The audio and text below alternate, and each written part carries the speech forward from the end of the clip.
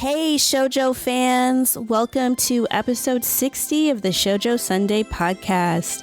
This week we will be reviewing the shoujo sci-fi film, They Were 11. Let's dig in.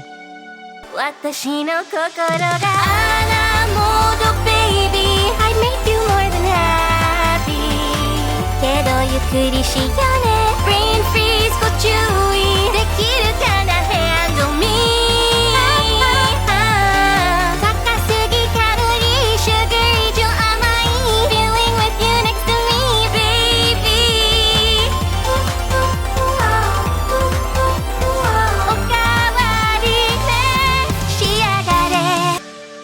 Okay, y'all, we would like to just thank everyone for their very warm response to our coverage of Oku the Inner Chambers. Yes. So glad we were able to do that show. And also we want to especially thank our guests, Colleen of Colleen's Mangarex and Rachel, aka Shoujo Scholar, for coming on the podcast to talk about it with us. Yes, I'm silently applauding, but you can't see me right now.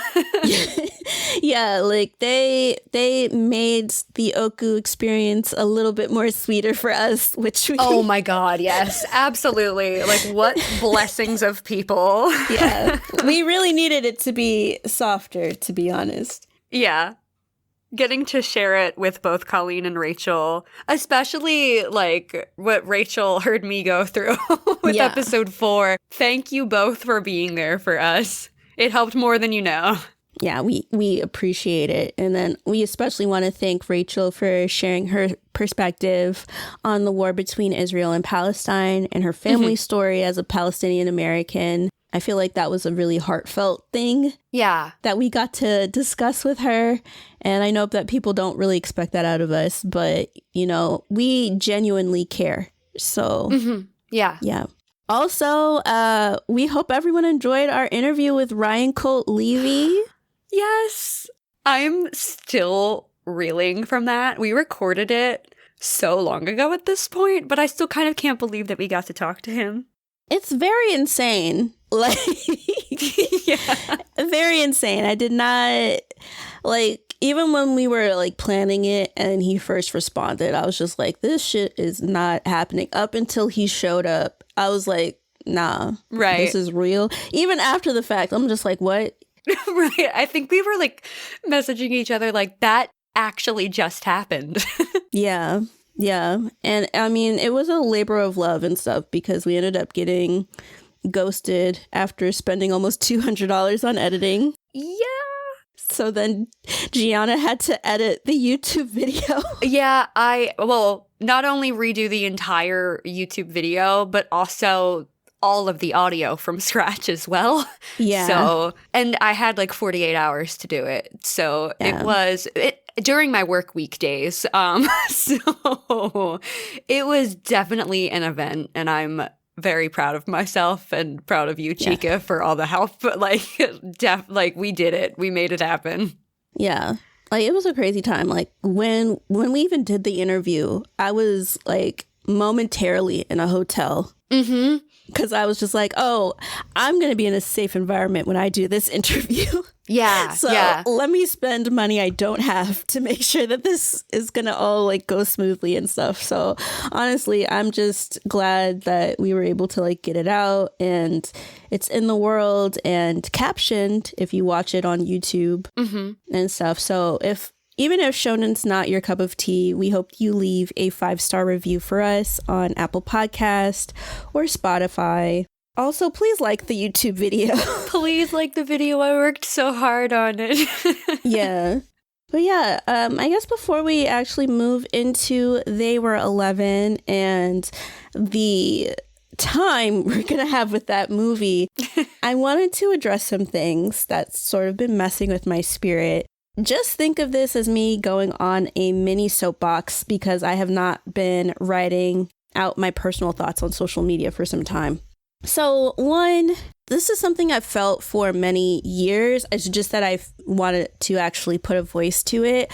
I really do not like when anime or manga companies use African American vernacular or AAVE in their social media copy. I don't think that they have enough Black people on staff to really be doing it, to be honest. And sponsoring conventions created by Black people, posting cosplayers during February, or posting content in relation to Black people on socials is just not enough, in my opinion, to be using AAVE. And even when it comes to them posting Black people on their social media, I don't even feel like they do enough to protect the people that they're featuring in the comments, because the comments can be quite racist, and you can clearly see that the people being featured are also being ridiculed. So I would just hope that they do better, hire more Black people, hire more people of color, actually show us that you have these people on your staff, like that it's not some secretive sort of thing. But that's one thought. Another that I have is sort of about shonen and seinen and critics and things like that. So, clearly, I love shoujo and josei anime and manga, and I enjoy shonen and seinen as well, but I choose to uplift shoujo and josei publicly through Shoujo Sundae because I want to see more work that represents me. I don't need to find myself in a show or manga dedicated to men. The world is already patriarchal, so why would I try to fit myself into a hint of representation by an author who will never know my experience when I can easily find it in shoujo or josei work? I shouldn't have to prove why shoujo or josei is important. I shouldn't have to have a prerequisite of knowing shonen properties when others can barely name any shoujo ones. And honestly, I think that a real fan to me is someone who's knowledgeable about demographics to a degree because they want to understand the culture of it all. They don't decide what a story is based on what they feel, but based on facts. And they also don't have to pretend that they know about shoujo because they only like Aizawa, as if other shoujo mangaka don't exist. So to me, and this is a hot take. Bringing out the hot fudge early. Very early. To me, if you don't attempt to read or watch things beyond shonen, then we all know who the real anime tourists or anime casuals are. Finger snaps from my end. I definitely agree. Yeah. If you're going to box yourself into one demographic, but you call other people tourists, like, what are you doing? Yeah. Are you looking in the mirror? Like, do you see yourself? Yeah. Yeah, I'm totally with you. I also enjoy shonen and seinen, but shoujo and josei resonates with me more. Yeah. But I still take the time to explore and respect the other demographics for what they are. Like, if you like shonen, that's cool. But we like shoujo and josei, and that's cool too. So can we all just like respect each other's tastes? That's what I would want. And it just feels as if people online or in the community, like, they can't agree to disagree. Yeah. It's crazy. Like, even after going on Black People Love Paramore, and I know all of the social media clips have been basically of me saying something about shonen, but I did do my damnedest to talk about shoujo and recommend shoujo to people and talk about the struggle of getting more shoujo and josei to the West. But when those clips, different clips from the recording came out, I had so many people berate me because I don't like Naruto. And it's not that deep. Like, I didn't even say anything bad. I was just like, oh, I'm just not picking Naruto. Like, I would pick other ones. Oh, well, Yeah. And I guess to kind of sort of finish off this soapbox, I just want to say that, do not allow whatever parasocial relationship that you have with me to ever escalate to the point that you are insinuating things about me that are untrue. It makes me feel uncomfortable. And while I love podcasting, I did not sign up for it. It's part of the reason why, like I said earlier, I've only really been active on a personal level in the Shoujo Sundae Discord server because I don't feel safe anywhere else. Yeah. Because I plan on being less present and basically less available online outside of our Discord server, I hope that the people that I have a true bond with don't take offense to that. Like, if I end up missing birthdays or certain milestones, I'm sorry. It's just that I literally have to take care of myself. And if it were entirely possible for me to not be on social media at all, like even to promote our podcast, I wouldn't be, because I have taken so many blows from people who are thanking their lucky stars daily that I've not exposed them for their sickening behavior. And I'm going to be putting myself first and just not engaging with two-faced individuals looking for a come up anytime we do something big, or sharing confidential information about me with other people behind my back, disparaging Shoujo Sundae as somehow being less than, or painting me out as this villain when I'm reacting to their disrespect. And while I could very well like name names and discuss how people are not who they portray themselves to be, I'm instead focusing on healing. I've accomplished many things on and offline, and while I do see myself as extraordinary at times, I'm not some black superhero. I'm a regular person with feelings that is doing my best to get to a better environment where I'm going to thrive. So I hope that everyone understands that. And, you know, if you would like to connect with me, just make sure to join the Shoujo Sundae Discord server. Yeah.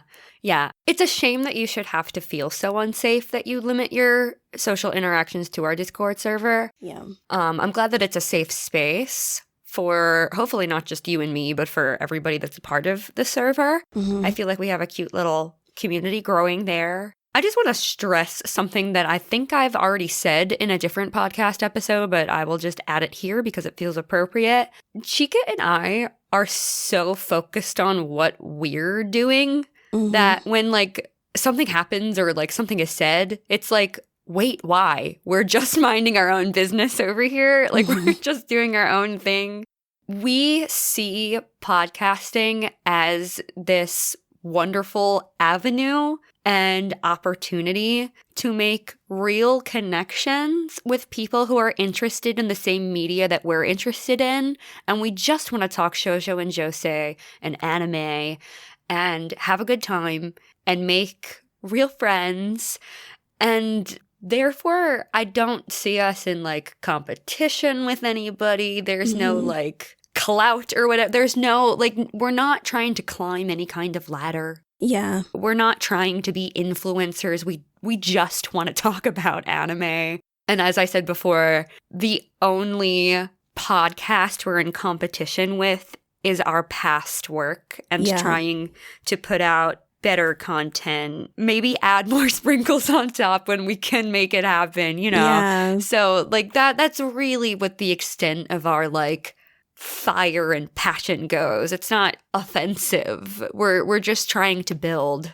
Yeah. And I mean, I think for me, like even having to limit my social interactions to our Discord is just because like, you know, I really do try to interact with people, but at the same time, it's like I keep to myself. Like I'm not trying to get in between anyone else's drama. Yeah. I'm not trying to involve our podcast in anything like that whatsoever. If anything, it's just more so, oh, we're defending shoujo or defending josei, or there's some sort of discourse that might be happening that week in relation to either demographic that we might say something on. And so to sort of keep to myself and then still somehow getting involved or in the middle of things that quite literally have nothing to do with me, it is very agitating. Yeah. There's nothing like minding your own business. So I have to somehow relate this to my evil neighbor downstairs. There's nothing like minding your own business and simply doing your best, and then somehow somebody thinks that you've committed some kind of mortal sin. Yeah, like some weird atrocity and stuff. And then what's also weird is like, if you know that you don't like me, right?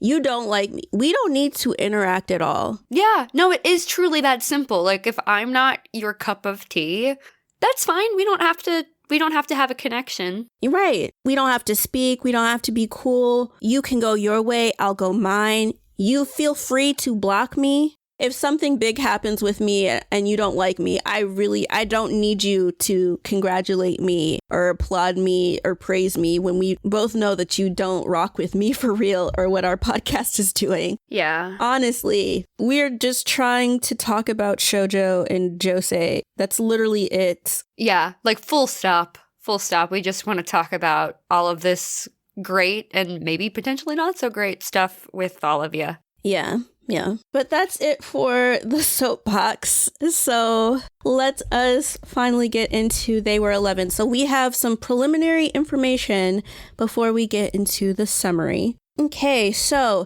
They Were 11 is a 1986 shoujo sci-fi film adaptation of a 1975 award-winning manga written by Moto Hagio, a member of the Year 24 group who revolutionized shoujo manga in the 1970s. Think of Moto Hagio as one of the founding mothers of modern shoujo manga that we see today. You can currently purchase Hagio's work, The Heart of Thomas, Otherworld Barbara, and The Poe Clan in the United States / in the West, thanks to Fantagraphics and, of course, magnificent translator Rachel Thorne.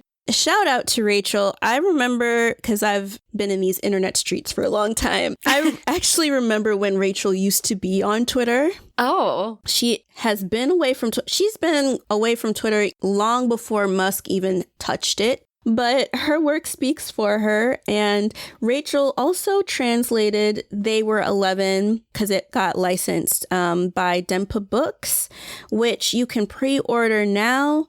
This latest iteration of the series, because it was previously licensed by Viz a long time ago, like probably in the 90s. But this latest iteration of the series can be bought by Western audiences and should be available in August 2024. Fingers crossed that they don't push it off this time. I know that they announced this license in like 2021. So hopefully this is the year. This will be the time. This will be the time that it comes out. So we'll see. Yeah. But yeah, let's get into the soft serve. Well, first of all, y'all. Oh boy. This is going to be a hard serve summary. Yes. I'm going to even have two summaries. One is going to be non-spoiler, I guess, for the people that want to see the film themselves. You know, do yourself a Google. I'm sure you'll find it. I was able to purchase the DVD for like $50 because the DVD is out of print. I think that it was put out by Central Park Media and that was like liquidated, but the DVD came out in like 2004. So you might be able to get a DVD like I did, or you could just Google. Hint, hint. Right. Yeah. Enough said. Yeah. But either way, so we're going to have a non-spoiler summary that's short, and then it'll be the regular summary. So non-spoiler, guys, use the show notes to move to the next section. Yeah. Although, I mean, technically, if we're analyzing the film, we're going to be saying spoiler-related things, but whatever. However you want to play this, y'all.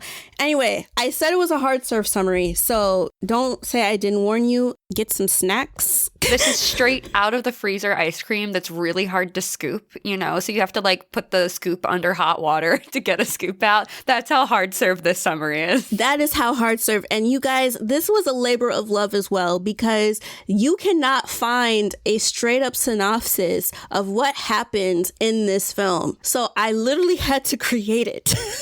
Yes. Can you guys please quote tweet or share to your Instagram story the link to this episode and just congratulate Chika on this incredible summary? Yes, this. I will take all of the thanks. We will probably also put it on our website because I'm telling you, I was looking at things as old as 2003 on the internet. There is no full out synopsis. We have the only one. Yes. Okay. So let's get into our hard serve summary of They Were 11. Here's the non-spoiler one. In the distant future, a survival test strands 10 space cadets on a derelict spacecraft. Terror strikes when they discover an 11th member of their crew. Who is the imposter and what do they want? Oh, what a premise. I love it. Right. A nice little, you're right. That's the premise of the movie. Also non-spoiler for y'all. Here's the hard summary, spoiler summary. Oh my gosh, y'all. Get snacks. I'm so serious. Okay. They Were 11. The film begins with a Star Wars-esque scroll on the screen describing this new world that we are about to dive into. There was a discovery of warp navigation that allowed inhabitants of Earth, aka Terra, to expand into space for several centuries. This led to numerous planet nations emerging, and with that, humans were able to meet and fight inhabitants of other galaxies or systems like individuals from Sava and Seguru. After many trials of war and peace, various planet nations signed the Interstellar Alliance Treaty. The Cosmo Academy, established 120 years from the start of this film, signaled a new era of alliance and scientific intelligence. This institution, which contains the finest space science facilities, exists to educate leaders of the future of the various planet nations. Anyone who graduates from the Cosmo Academy is promised elite positions in their society. Every 3 years, the Cosmo Academy holds entrance exams with a passing rate of 0.1%. During one of these examination periods, we meet our lead character, Tadados Lane from Terra, who's called Tada for short. He is one of the 700 individuals who made it to the final exam. After passing the secondary exam, Tada puts on a spacesuit and flies a mini spaceship to another part of the Cosmo Academy building in space. He is told that applicants will be put into groups of 10 people to take the final test at a separate location. Although Tada is nervous, he reminisces about his village elder encouraging him to pass and become the space cadet he's always wanted to be, given his intellect and strong intuitive power. Tada and 9 other applicants for the final exam then free fly to the Esperanza spaceship in their spacesuits. However, they quickly realize 11 people were on board, not 10 as was mandated. Disturbed by the new addition, everyone takes off their spacesuits to confront one another. Suddenly, multiple explosions happen, shifting everyone's gravity, and the 11 applicants rush into the ship and directly to the cockpit to stop further explosions. Although they are suspicious of each other, they work together to trace the explosives and shut them down. Their final test to enter Cosmo Academy officially starts, and they learn that they have to stay on the Esperanza spaceship for 53 days as a crew. If a problem occurs that they cannot solve themselves, they can hit the emergency scramble button for a rescue team from the Academy to come to them. Hitting the button will result in the failure of the final test, though. They are not allowed to contact anyone during the test period as well. Also, if one person fails the test, everyone in their group will also fail. With the final test explained to them, each test applicant identifies themselves to Tada since he has an intuitive power that shows him who is lying to him and who isn't. We then meet King Mayan Baseka of Aristoscale of the Sava group,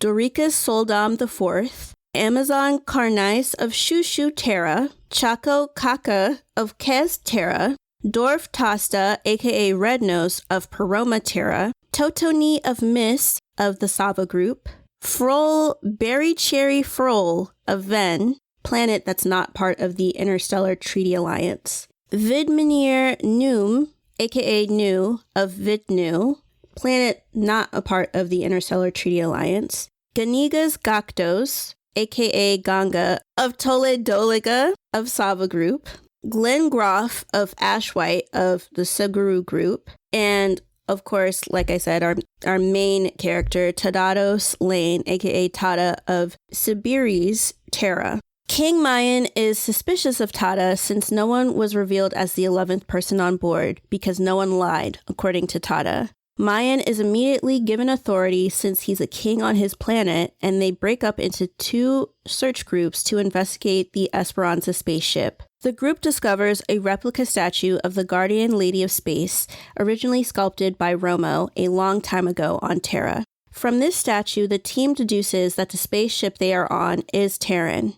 After hearing the name Esperanza, Tada gets lost in his thoughts, making Mayan glare at him disdainfully. Tada later identifies how to use the elevator on the ship despite it being his first time in the Esperanza, making Mayan more suspicious of him. They go down to the engine room in the ship and see a bunch of conductor vines that look like growing mold all over the place. Ganga identifies the vines as being from his planet group, Suguru, and assures Frol that the vines will not harm them. The search group splits off even more, and Tada, Amazon, and Frol go to the ship's storage area to see if there is anything they can use. Tada finds 3 boxes of shotguns, which, if leveled at maximum, could kill people. The group votes not to use the shotguns and puts them in the cabin locker for safety. Frol pretends to play with 1 shotgun, and Tada hesitates to ask if Frol is a girl.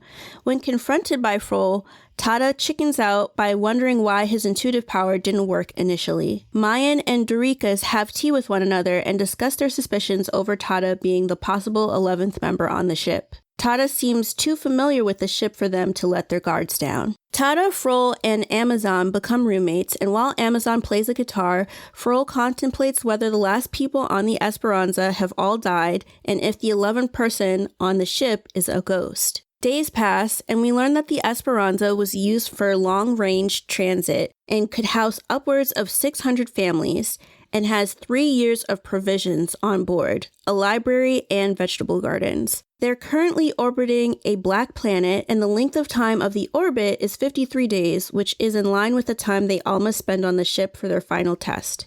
The test applicants with engineering skills begin to diligently work on the Esperanza to improve its satellite quality, identify where all the bombs are on the ship, and activate more computers on board. As the crew works on repairs, someone telepathically tells Tada to turn on Circuit E, and believing someone in the vicinity told him this, Tada obeys. Ganga is electrocuted unconscious because of this action, sending everyone into a frenzy. Mayan slaps Tada, believing that he had Ganga electrocuted on purpose. Ganga is moved to the ship's operating room, and Tada takes charge as an active surgeon due to his background in medicine from his village elder. Frol and Glenn, also known as Thickhead, assist in the surgery. Tada ends up extracting wires from Ganga's intestine and saves his life as a result. Instead of being happy about this turn of events, Mayan is still furious and wants to investigate Tada. How did Tada know where the cockpit, engine room, and residential areas were?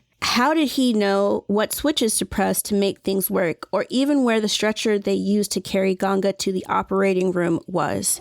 Mayan holds a vote to see if Tada should be locked up, despite how suspicious he is, but Ganga breaks the tie in Tada's favor by vouching for Tada despite just having had surgery. As Tada rewraps Ganga's wound from surgery, he's triggered by Ganga discussing the experimental Toladolaga green chlorella algae injections he received to combat the endemic on his planet that kills people once they turn 30. If Ganga's injections are successful, then more people on his planet can get them, but they would be limited. Hearing the word limited makes Tada pause and feel as if he's in danger, but he can't find out why. While on the sunroof portion of the Esperanza, he realizes that somebody telepathically controlled him to turn on the circuit that electrocuted Ganga. This means that the 11th person on the ship has intuitive powers that are even stronger than Tada's. 27 days of the 53 days that the test applicants have to be on the Esperanza pass. The Esperanza starts to shift away from the black planet it was orbiting,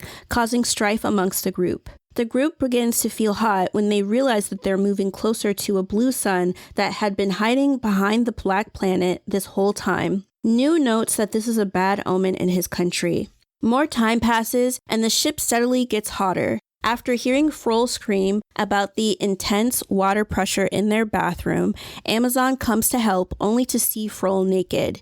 He is shocked that Frol is a woman and immediately goes to the rest of the group to tell them. We learn that Frol is not a man or a woman. Frol is genderless until given hormones that will decide what their gender is. On Nu's planet, they call people like Frol Menir, which means angel. They are neither man or woman until they reach puberty.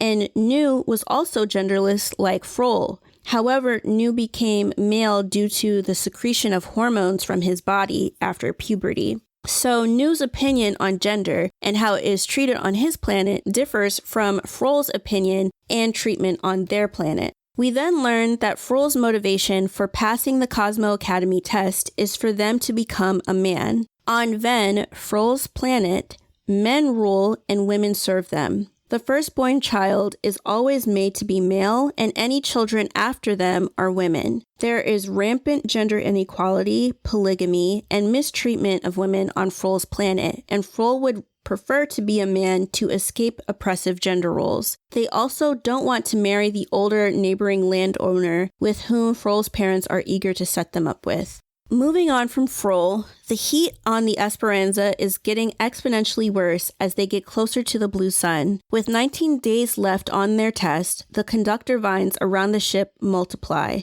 Tada sees that this is due to them getting closer to the blue sun, and the hotter it gets on the ship, the more likely the vines will release the Del red-spotted fever virus, which will kill them all unless they are vaccinated for it. Since the ship doesn't have any test mice on board, there's no way to create the vaccine, causing everyone to panic. It's at this point that Tada remembers his past. He was previously a young child on board the Esperanza with his parents when the vines ejected the Del red-spotted fever virus. The children and the captain were authorized to get the vaccine, but the other adults were not since there wasn't enough vaccine to go around. Tada ends up watching his mother die from the disease, and we learn that the previous captain of the Esperanza was Tada's village elder. Tada tells the crew about his backstory, and they are grave at the implications of the growing vines and possible virus. However, they want to avoid pressing the emergency button and failing the final exam.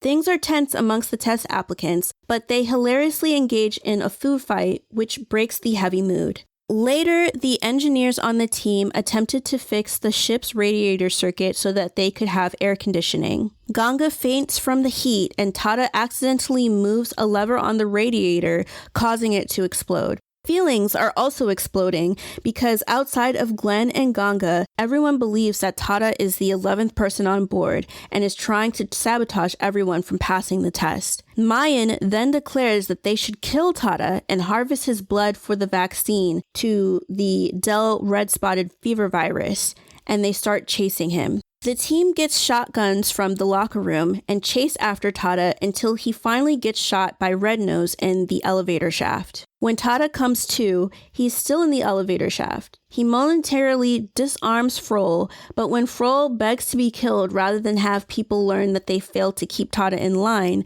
Tada gives the shotgun back to Frol. He then goes to the operating room to check on Ganga, only to see that Ganga has the Del red-spotted fever virus. The team meets in the operating room and goes back and forth on whether Tada is a traitor. Ganga says that he's the traitor, but no one believes him. In a stroke of genius, Tada realizes that since Ganga is a cyborg with previous algae treatments in his body, he can become the perfect specimen for the crew to build a vaccine off of without Ganga having to die. Tada then says that they can get out of orbit of the blue sun if they use all of the remaining bombs on the Esperanza and push them out into the atmosphere through the elevator shaft. Mayan wants to imprison Tada, but no one else agrees because Tada needs to find the bombs on the ship for their plan. Thankfully, the crew is able to complete their plan and get away from the blue sun. They also end up creating a vaccine for the Del red-spotted fever virus, and everything seems to be clear until Tada learns that Frol got the virus and wasn't responding to the vaccine the way everyone else was on the ship. Frol is outvoted to press the emergency button because no one wants to see them die. And they all say in their own way that they could retake the exam at another time. Frol cries at the idea of not becoming a man like they wanted, since they won't be passing the test after the emergency button is used. Tada proposes to Frol and says that they can become his wife once they're rescued from the Esperanza. The rescue unit takes Frol separately to cure them of the virus, and the rest of the applicants get on the rescue ship. Once on the ship, they notice that someone is missing from their lineup, only to discover that Glenn, aka Thickhead, had been the 11th member the whole time. Glenn is an instructor at Cosmo Academy, and the final test was meant to test the applicants' cooperation skills and adaptability. The orbit shift and the Dell red-spotted virus were not part of the test, but Glenn praised them for facing it and said that they lasted 45 of the 53 days that they were supposed to be on board. Out of the 70 groups taking the final test, the test applicants we know were the group that stayed on board their ship the longest, and everyone passed the test with flying colors. The team rejoices and apologizes to Tada for suspecting him all of this time. Tada leaves to tell Frol the news that they all passed. He feels uneasy because Tada wanted to marry Frol, and now it wouldn't be possible since passing the test means Frol can fulfill their dream of becoming a man. In a surprising twist, Frol decides to become a woman if that's what Tada wants, and they decide to go through with the marriage. At the end of the film, we learn the fate of each applicant. King Mayan Baseka of Aristoskale of the Savo group rules his planet and is responsible for resource development. He also ends up marrying Dorika's sister. Dorika's Soldam IV becomes an administrator on his planet. Amazon Carnice of Shushu Terra, instead of becoming an engineer, becomes a composer. I was thinking the same thing. Right? Yeah. Chaco Kaka of Kez Terra establishes an interstellar trading company. Dorf Tasta, aka Red Nose of Paroma Terra, becomes a judge of the interstellar court. Toto Ni of Miss of the Savo group publishes a theory on the distribution of plant life across the universe. Vidmanir Noom, aka Nu of Vidnu, the planet that's not part of the Interstellar Treaty Alliance, publishes a best-selling collection of poetry called The Summer of the Manir. Ganigas Gaktos, aka Ganga, of Toledo Lega, of Salva Group, continues to search for a cure for the endemic on his planet. Unfortunately, Glenn Croft of Ashwhite, of the Saguru Group, aka Thickhead, ends up dying while trying to save one of his students during space training. And Tadado Slane, aka Tada, of Sabiri's Terra, and Frol Beracheri, Frol, of Ven, complete pilot training to be space cadets and get married. And that is They Were 11. Oh my goodness, Chika. I'm clapping. Thank you. You did it. Not only did you write that beautiful summary, you read all of it beautifully. I tried my best. I'm sure there are bloopers. I tried. No, it's okay. I tried my best, y'all. I know that was long. It is what it is. So we're going to do our best to get through the rest of this movie. Yeah. But let's move into themes. So, Gianna, do you have a theme for They Were 11? Kind of. I just put teamwork makes the dream work. True. I mean, it definitely applies with this. Yeah, and the times they were working together, they accomplished much more than when they were pitted against each other. True. What about you? I have focus on the task at hand and not on outlying factors to see things through. Oh, absolutely. Yeah. Yeah. And I think that was just touching on the fact that they wanted to pass the test, but so many of them were caught into who's the 11th member. But that doesn't matter. Right. Yeah. It's time for a sprinkle on top. I'm going to be honest with you, with all of the listeners. I know that that's like the thing that I do is find the opening and ending song. I did not do that for this film.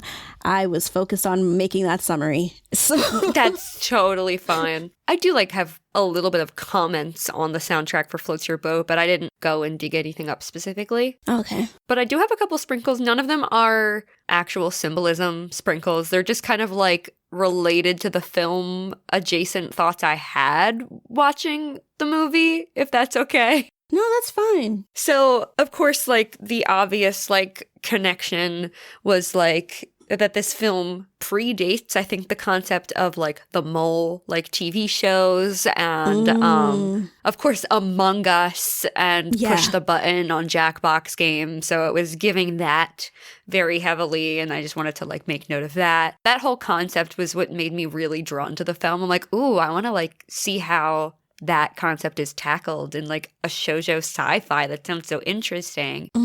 This also made me want to go back and rewatch the music video to my favorite song in the whole world, which is by Twerp, which is just capital TWRP. They're an amazing band. It's called Starlight Brigade, featuring Dan Avidan and, like, Ninja Sex Party. Incredibly inspiring song. The music video is basically like a little anime itself. It's incredible, done by Nice of the Light Table. I can't recommend that song, that band, and that music video enough, so I will be sharing it in the Discord server and on social media when we post this episode. Please listen to Starlight Brigade.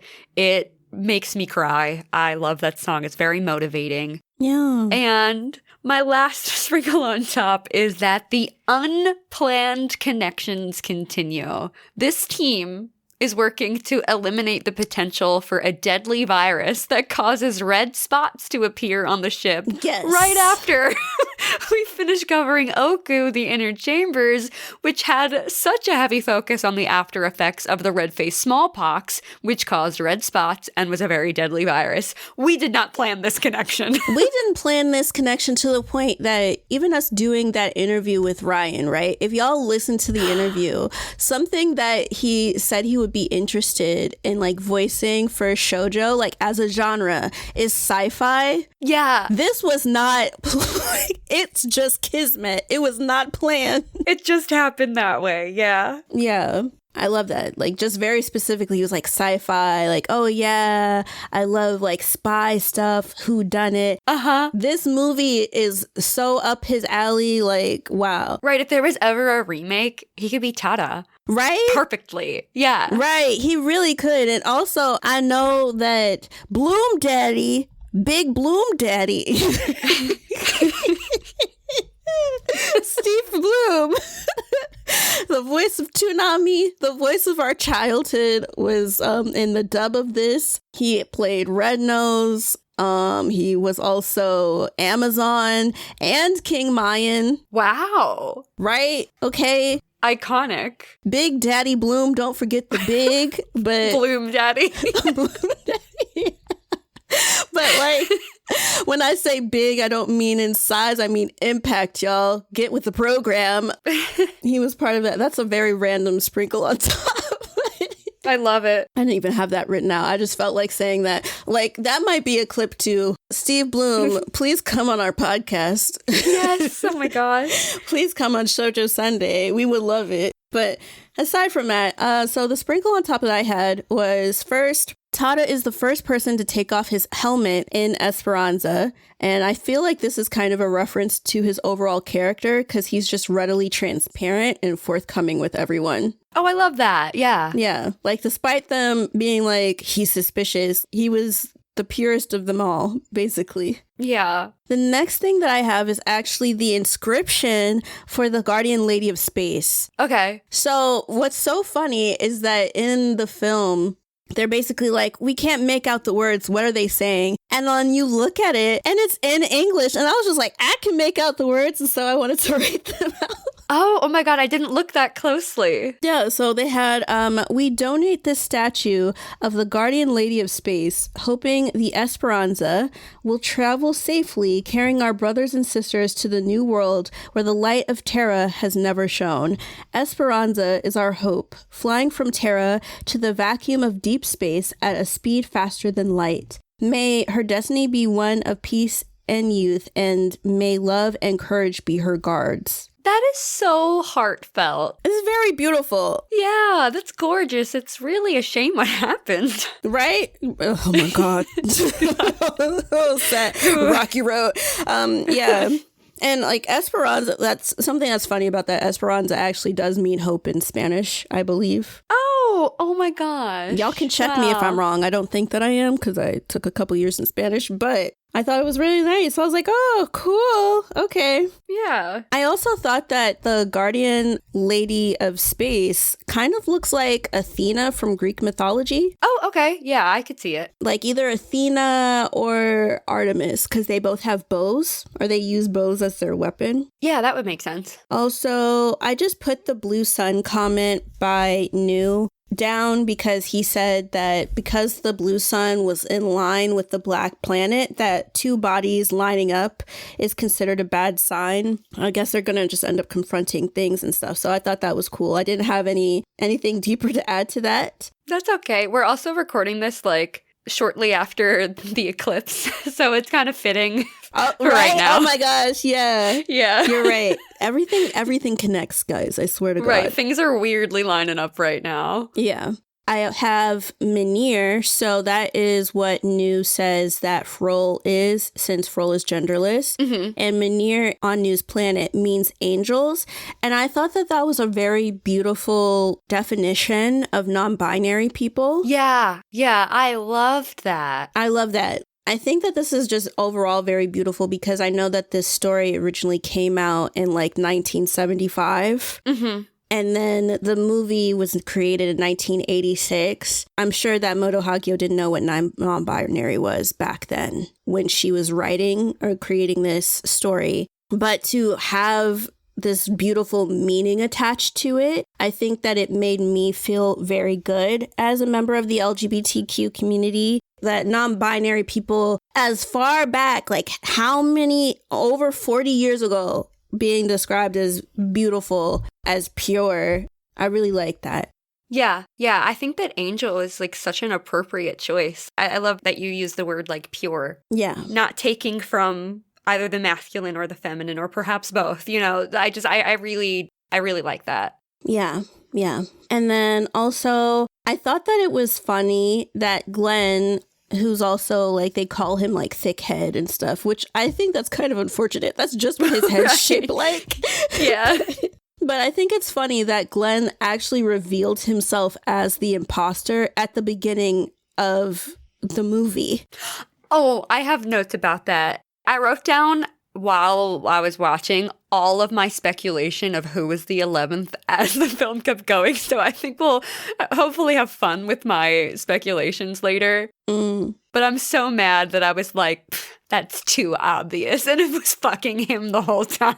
Right. Like I was in my head, I was just like, oh, like it could be. At first I was like, I thought it was Glenn. Then I saw New and I was like, it's New. He has scales. What?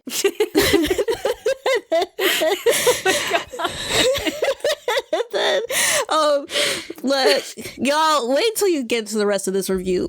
Like, my feelings on New are so funny, but still, like, then I was like, oh, maybe it's Mayan because Mayan is doing a lot. Yeah. Like, I'm suspecting people. Yeah. Yeah. Okay, the last thing I have for Sprinkle on Top is actually New's book title from the epilogue. It's called The Summer of the Menhir. Uh-huh. And so I remembered it because, you know, I had to write the summary, but still in watching it, I was just like, oh, you know, he says that people on his planet, they are born in spring and they die in spring. And in their lifetime, they only experience one summer. Mm-hmm. And so I was just like, oh, so is it sort of like him saying like it's the end of the angel since Menhir means angel? I was just like, where are we going with it? Like, whoo. Oh, I wondered if it was like his experiences from his one summer as a Menhir. Oh. Like his poetry of that time in his life before he became male. Yeah. That was just my interpretation. No, I think that's beautiful. I would love to have read it, but I know, I want to read it so bad.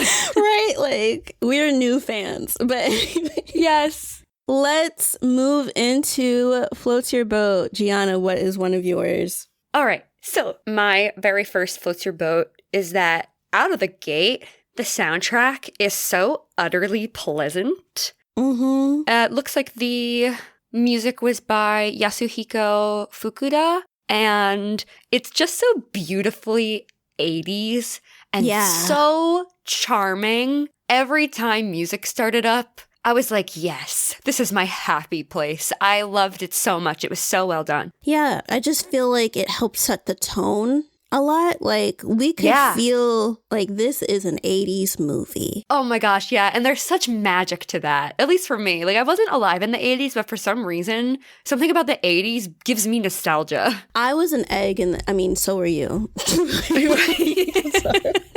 I'm sorry. Like, sorry. So we were there, but like we weren't there. We were in spirit. We were in spirit in the Yeah.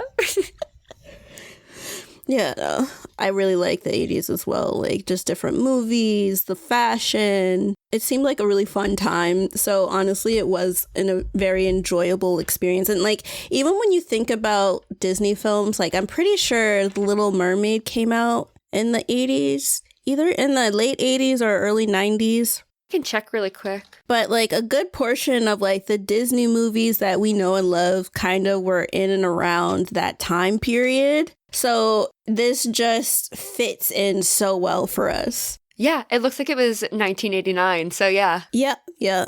Patted myself on the back. Look at that. I did not remember for real. But yeah. Okay. One of the floats to your boat that I have is Tada.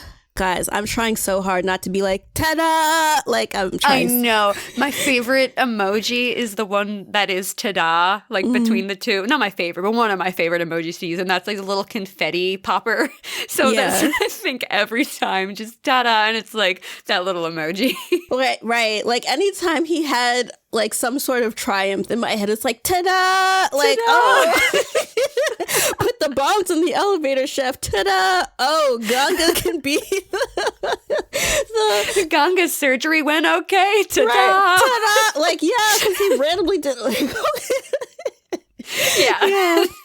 But first, to even begin, we first meet Tada in the testing module thing, where he's like sort of in this frozen state. So he can't hear what other people are doing, and he's taking his test. And him being that dedicated to it, to me, was very admirable, because that would stress me out. Oh my God, yeah. Like, what if they have to pee? Right, like how long is the test?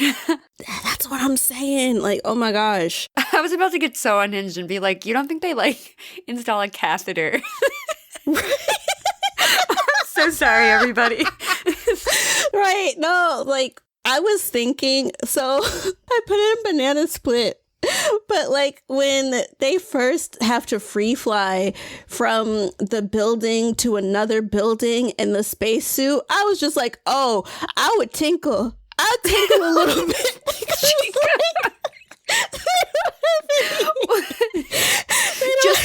Just to do it in space, or because you were scared, or yes, because I was scared, because they're free flying. Like, guys, like, you know how when you're in the airport and like you have to go through like some tunnel to get to the next part? There is no tunnel. There is no gate that's like, oh, from this building to the next. It's just open. So yeah, like, no, that was honestly terrifying. I would pee a little bit. Like, oh God. Oh my God. How do you what, space swim? I guess they've got to go through some kind of training before they take the exam. Yeah, they have to wear Depends. I'm telling, like, oh my God. Oh my gosh, it just reminds me of like when I would take lifts and I would be scared. So I'd end up doing Kegels because I was like, oh my God. I have not done that. Oh. Not in a lift. I would be scared, but it's like literally a physical clench. Like, oh God. Oh, that's so much about me, y'all. What's another one of your lakes? So the next thing I have, honestly, is Tada asking everybody to show their faces. I thought that was a really good move, you know, just to be like, well, we're in this, so we might as well be honest with each other. Yeah. And I'll say, like, even during that time when everyone first sees Frol, he was trying to be kind. Yeah. To be like, oh, well, yeah, girls want to be cadets, which I actually heard. I don't know what Tada originally said in the 1975 version, but I know that they sort of updated the manga to be like that. Oh. And either way, to me, I think that it's really nice to be like, yeah, girls also want to be cadets because they can. Like, why not? Yeah, they can and they should. And I think during that time, they were saying that girls going to college was kind of new. Oh my God, right. Yeah. Yeah. So I think that's really cool. Like, just like, look at how all this history is connected to this story. It's nice. Yeah. I have, I guess I was laughing at it. It's the names. Okay. Especially when we started talking about where their planets are from. Like, please. Right. It was a little, I actually had the names in Banana Split because I'm just like, this is too much for me. There's a lot of like weird sci-fi names going on that my brain's just not going to remember for the whole film. Right. Especially when they started getting to the AKAs. I was like, y'all can't just make that their names for real. Right. Red nose, that's what his nose looked like. Right? Oh my gosh, I kind of felt bad about that. That and thick head. I was like, oh, that is, if there are other species, especially Glenn, right? I was like, that's kind of xenophobic a little bit to just be like, right. Thick head. I'm like, shit, what would I be known as? I'm like, I currently have like some pink in my hair. Would I be like pink hair or like nose ring? Like, I don't know. Right? Like bubble gum or something. I don't know. Right. But yeah, King Mayan, which I was like, huh? Dorikas. Amazon, before there was Amazon packages, there was Amazon Carnice. Yeah, Amazon the composer. Amazon the composer. Wait, oh, holy shit. Amazon Music. Before it happened, it's on here. Before Amazon Music, there was Amazon's Music. Yeah, and they were 11. So you're welcome, Jeff Bezos. Moto Hagio gave you the idea. Yeah.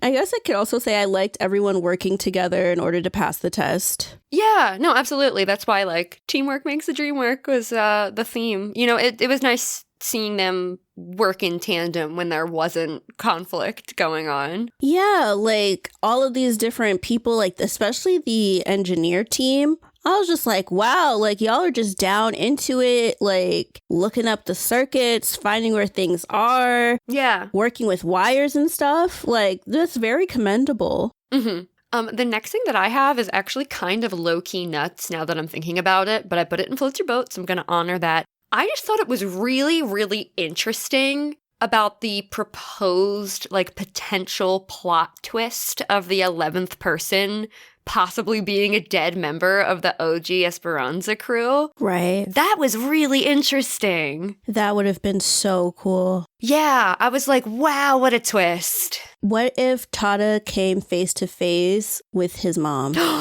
Oh my God, I would have probably bawled my eyes out. Yeah. Or even his dad, because we don't get to see his dad. Right.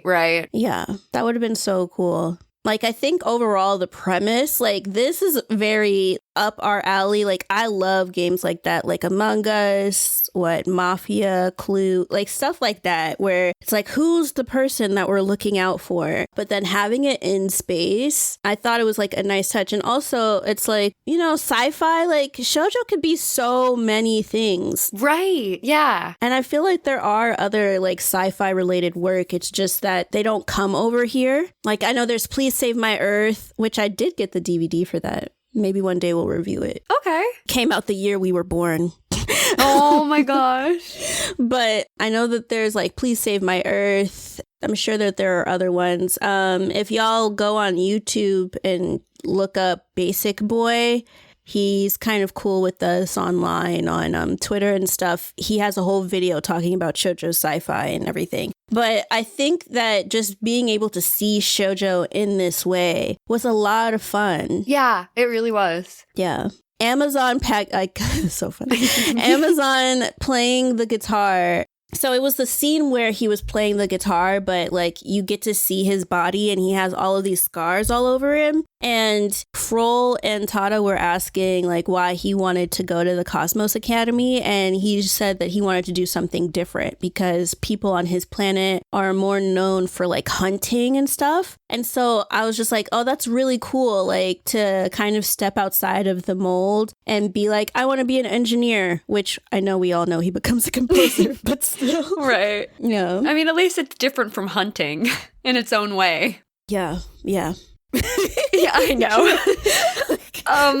The next thing I have, I will say beforehand, it's kind of low-key banana split, but I just didn't feel justified putting it there. Mm. Basically me compartmentalizing that I just thought this was a sweet scene. It didn't really give me, I guess, the shoujo feels that I would normally like to have, but it was a sweet scene when Frol and Tada are sharing wine on the, or whatever drink, it looked like wine, on the enclosed roof and having like a heart-to-heart conversation. I thought it was a sweet scene. And also to make a joke, if we're going to talk about Twilight champagne, some booze amongst the stars. Right? Yeah. There you go. Stream Twilight champagne, y'all. Yeah, go buy it. Yeah. Thank you. Yeah. Yeah. Yeah, I think I had it in Banana Split, but it was just because I was like, how old are they to be drinking? Oh, right. Did they ever talk about ages in the film? Nope. Oh, I guess we can assume it's all good and fine. I guess, because, like, I don't know. It's like, because you know, like, when they do, and it's, like, school-based, so that's why I was just like, is it college school-based? I'm hoping it is, but... I had kind of assumed as much, because, I mean, they're going into, like, this advanced training, so I assumed they were all adults. Right, because it's, like, a specialization sort of thing. Yeah. Yeah. Yeah. Okay.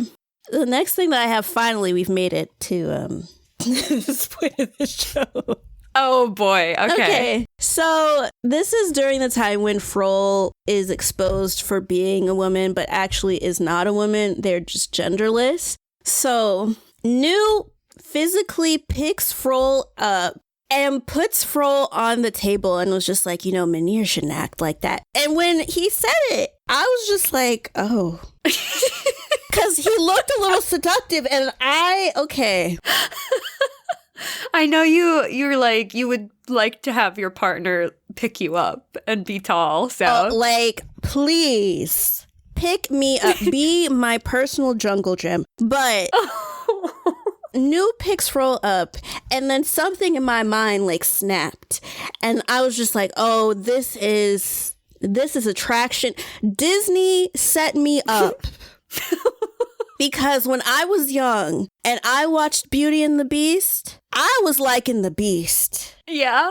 I liked the Beast. When he was a human, I was like, oh, he's kind of ugly. I mean, I will agree, I did not find the prince very attractive. So it kind of felt like Belle just lost in either situation for me. Right. And then in like their little sequel films, you would be seeing him as a beast. Right. So I was been set up. Like Disney had like, oh, beast to monster fucker pipeline. Oh my That's God. what this is. And so when New picked Frol up, I was like, oh, wait. Because like I said earlier when we were doing the summary, New is from an entirely different planet. He has scales. So this is like, okay, y'all, remember when The Shape of Water was like a thing and everyone wanted to fuck the fish man? Like The Shape of Water by Guillermo del Toro. Like that's what this situation was giving me. I was like, oh, okay.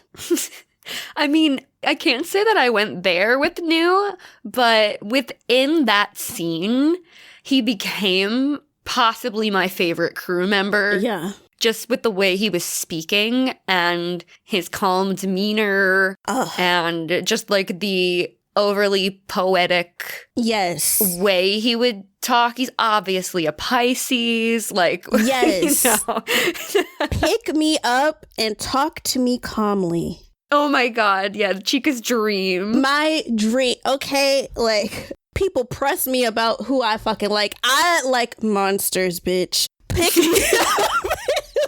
Oh my god. What a soundbite. Pick me up and talk to me calmly. I swear I will never leave. Like, Oh my god. but yeah, so Oh, not the monster mash having different meaning to Chika. different, entirely different. Okay, Dracula in Castlevania, I know that's not shoujo, was hot. Okay, they killed his wife. He said, "I'm killing everybody," and my heart sank. That's devotion. That devotion. New didn't have hair, so you know that that's a real attraction because I tend to like people that have longer hair sometimes. Yeah. But let's not get into that because, like, Let's not get into specifics. let's not get into specifics because, like, the people who need to know about that will know. But anyway. Exactly. Yeah. Yeah. It's on a need to know basis. It's on a need to new basis. Need to new basis. If only we didn't do our titles like film. Right, I know. There's already so many great titles. Like, and we're only like getting through Floats Your Boat. Yeah, the Monster Fucker Pipeline. Need to new. Need to new basis. Yeah. Okay. Do you have any more likes? The next thing I have is the gender discussion. I don't know if you have anything before that. No, because I think the new picking Frol up was during the gender discussion. Yeah. Yeah. I just was taken off guard in a really pleasant way by the exploration of gender in this movie, especially for, you know, being from the 80s. Yeah. You know, they're still like tying gender to the body and organs. So, you know, it's different from the discussions about gender that we're having today. Yeah. But, you know, it was a surprise to hear New and Frol talk about how gender works on their planet and what makes someone a man versus a woman, where they come from. You know, just the whole conversation and everybody's reaction to it seemed, I think overall, it was like a really pleasant and open conversation. Yeah. And I think the best part about it was New in that New made it open, and with his demeanor, it's like everyone had to pay attention because at first I think a lot of the people were just caught up in, is Frol a woman? We've got to treat her different. She has to be delicate, which I feel like with Frol, I did my best to actually use they, them pronouns, but So did I. the way Frol is, I feel like Frol is the type of person that could have all of the pronouns. Oh, yeah. Yeah, sometimes Frol, it's like, oh, that's he. Okay. Then, you know, certain behaviors, like when they were comparing like their body size or whatever to Tada, then I was like, oh, she. Yeah. And then they within this discussion, the gender discussion and stuff. But still, like, I think the fact that New came out and was just like, I was also genderless. Yeah. Until, like, well, at least with his planet and their bodies, like, they secrete the hormones that say what they are. So, New being genderless up until he found out he was a boy made this conversation more open in a way that it might not have been had New hadn't been involved. Yeah. Yeah, I agree. Yeah. We love New. New stands. Stand New forever, yeah. I have the food fight. That's what I have next as well. Yeah. Yeah, because honestly, it was really nice to see them break the tension and kind of be young. Yeah. All of this stuff that's so heavy and engineering, messing with wires, doing the space stuff, and like you got this virus mess, like that's a lot. That's a lot to deal with. Yeah. So seeing them like relax was just nice. And also seeing King Mayan get his just desserts, that did something for me. Oh, that was definitely satisfying. Yeah. Like, relax, dude. Like, everybody's so on edge. Tensions are so high. The stakes are so high. What I also love about that scene is that New just stays seated and he's just peacefully eating. Yes. And he says, like, destiny. All is destiny. And then him and I forget who was next to him. Glenn. It was Glenn. They just, like, mutually pie each other. Yeah. Oh my God, I love him so much. Yeah, I thought that was cool. Like, 'cause everyone was throwing stuff and he's just calmly, like, peeling an apple. Like, Right, yeah. it's like, oh, nothing to do with me. Solidarity, here's a pie. But yeah. Yeah. Do you have any more likes or should I just say the rest of mine? I have 4. Oh, me too. Okay, cool. My first one was Ganga fighting for Tada. Oh, excellent. I didn't write that for some reason, but I strongly agree. Yeah, I feel like every time that Mayan and everyone else would suspect Tada, Ganga was just like, no, Tada's good. I'm going to vote for him not to be locked up. I'm going to say I'm the 11th person so that they stop harassing him. He is such a stand-up character. Like, I really appreciated that about him. Yeah, he is a strong ally. He's like quite literally a ride or die. Yeah. Yeah, I like him a lot. I had them using the bombs to get away from the blue sun. I was just like, that was so ingenious. Like, I know that Tada's super smart, but it's like, they managed to save everyone. Right, yeah. Which is insane. It was like, okay, y'all got away from it and you're still able to create a vaccine. Wow. I wonder what Glenn would have done if they weren't like able to fix the orbit. Would he have just like convinced them to push the button or let it go on or No, I think once it was like dire, he would have like pushed the button, and he probably has his own like emergency remote thing or something to be like, come now, coordinates, da da da da da da. Yeah, hopefully. I thought it was nice that basically they all voted to save Frol's life. Oh, definitely. I actually was banana split about that a little bit. Like, overall, for sure, really happy to see everybody caring about her. But it was more so that Frol was very clear that they don't want to. Like, they were like, I would rather die than have to become a woman.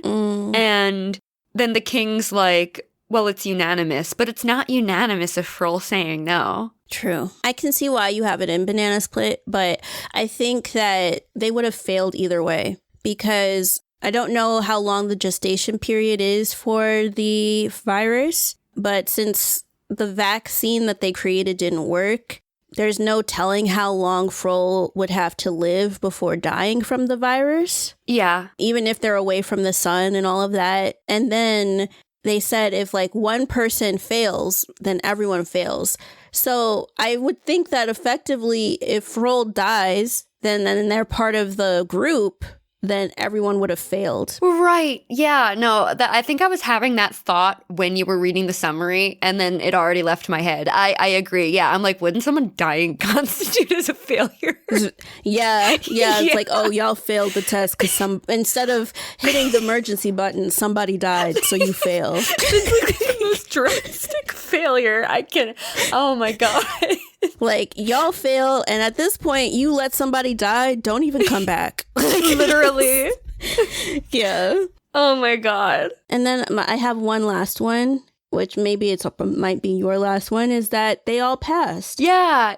I have that, and also, King apologizing to Tada as well. Yeah. Ooh, you know what? If anywhere, I would have that in banana split. Oh, really? I thought he meant it. I think for me, the reason why it's banana split is because him just being like, oh yeah, sorry. And it's like, you literally said that you should kill Tada and harvest his blood since he had the vaccine in it. And you're just like, oh, sorry. I might not see you ever again, but I'll never forget you. And it's like, yeah, you wouldn't forget the person that you put like a death hit on and were chasing after with guns. So like... Yeah, an apology doesn't, like, I guess, fully cut it, but at least he tried. Right. It's one of those gold stars with, like, the Comic Sans, like, there was an attempt. Yeah, there was an attempt. It was a start. Yeah. Yeah, true. I do have New's best-selling collection of poetry in Floats Your Boat just because he's my favorite and I love him so much, and I love that he wrote poetry because he's perfect for it. Absolutely perfect. Of course it's a best-selling collection. Yes. I would expect nothing less from New. Right. I would have bought it, so consider me one of those customers. I would have done more than bought it, but... You would have been at the meet and greet, and there would have been more than meeting and greeting. Right. I would have been one of those girls, like, you're trying to attract the attention of somebody famous. So you try to do, like, little tactics to be like, I'm different. I'm just taking in the ambiance, like, in the crowd and shit to make them pay attention to you. That would have been me. Oh, my God. I would have been plotting. waiting, okay? I would have been plotting, like, oh, from fan to wife. Wow. The fan to wife pipeline. The fan to wife pipeline that also is part of the Disney to monster fucker pipeline. Everything is all, it was all set up from the very beginning. Incredible. Yeah. But that's it for me. Okay, let's move into Banana Split. What is one of your first ones? Okay, so the first thing I wrote, is towards the beginning when we're meeting and seeing all of the team members for the first time. I wrote, oh, one femme on an 11-member team because it's the 80s and we couldn't have more than one femme in the movie. Right, you know what? It made me think of The Lord of the Flies in a bad sense. Oh. Yeah, in The Lord of the Flies, the reason why they didn't have a girl part of it is because potentially the worst things would happen to her. Oh. And so mentally, like when I saw, it wasn't really until Amazon saw stuff that was just like, I gotta tell everybody. And like, thankfully, nothing happened to her. And I mean, Glenn was also there. Not that we knew that Glenn was an instructor, but still. Yeah. Shit, I mean, if anything, you would have thought that Glenn would have been part of their roommates just to watch out, I guess, for her. But in any case, yeah. So I see what you're saying. Yeah, that was just like a first impression thought. Mm-hmm. Taking test in space? I'd rather die. I actually put in Ice Cream You Scream the claustrophobic test capsules. Right. No, thank you. What if somebody gets sick? Can they leave? I'd like to think that there's some kind of monitoring. I don't know if they would be like penalized on the test though. Like you said earlier, like get a catheter. Right. Like the fact that it could so easily be canon. It could. It's rough. It could. Along with the depends. Get the depends too. Because, I mean, if free flying through space doesn't make you tinkle, maybe taking like this super hard test that you've been working at for hours would make you do it. Like, I don't know. Right. Anxiety is truly proven to make you feel like you have to pee more than you actually do. So, like, if this is such a high stakes test, like, people probably gotta pee in those capsules. They have to, yeah. Like, I would be so nervous. Like, I remember anytime I was nervous when I was actively interviewing for jobs, like right before I would feel like, oh, I might have to throw up. I mean, I didn't, but I would feel kind of gross in the very beginning before I got like comfortable. Yeah. So, yeah. This is so funny because like my notes are a mix of when I first watched it versus the second time I watched it to do the summary. But like, I said, off rip, the man with red eyes is the imposter. Who was born like that? Oh my God. I'm not shit. Sorry. Sorry, Glenn. I mean, it's interesting, though, that, like, you would pick up on a detail like that and then it ends up, like, being true, though. Yeah, because it was just the way that everyone, like, once they saw his eyes and then there was these reactions, I was like, it's him. Because why are y'all looking at him like that? Yeah, I mean, he really kind of gave it away up top. He did. The next thing I have is, honestly, like, Tada's intuition power. It just seemed kind of convenient up front. I mean, I like that it like ended up coming into play later, and especially, you know, with Glenn and stuff like that. But at the top, I was like, okay, he can tell when people are lying. I do wish we learned a little bit more about the intuition and like how it worked and stuff. Yeah. Because it was interesting, but,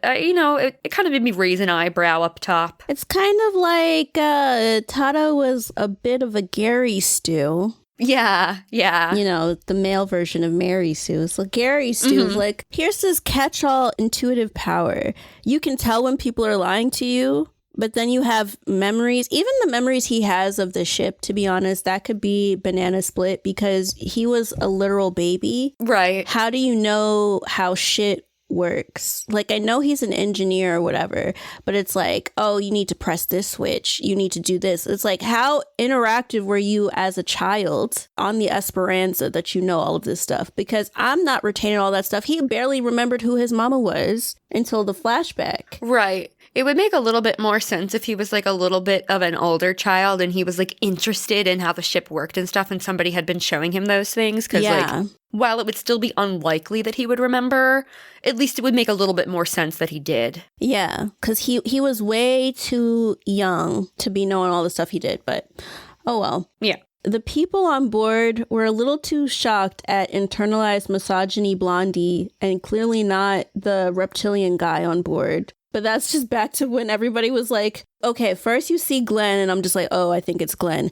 Then you see New and it's just like, bro, is it New? Like, I don't mean to be that guy, but right, is it New? Voldemort over here or? Right. And then when Frol takes off their helmet, they're just like, a woman? A girl? Shock. Oh my God. Yeah. I'm just like, okay, but you have New's ass, his long, scaly ass, but Frol, you're shocked. Okay. Yeah. Yeah. The next thing I have, I can honestly lump these two together, have to do with Ganga's surgery.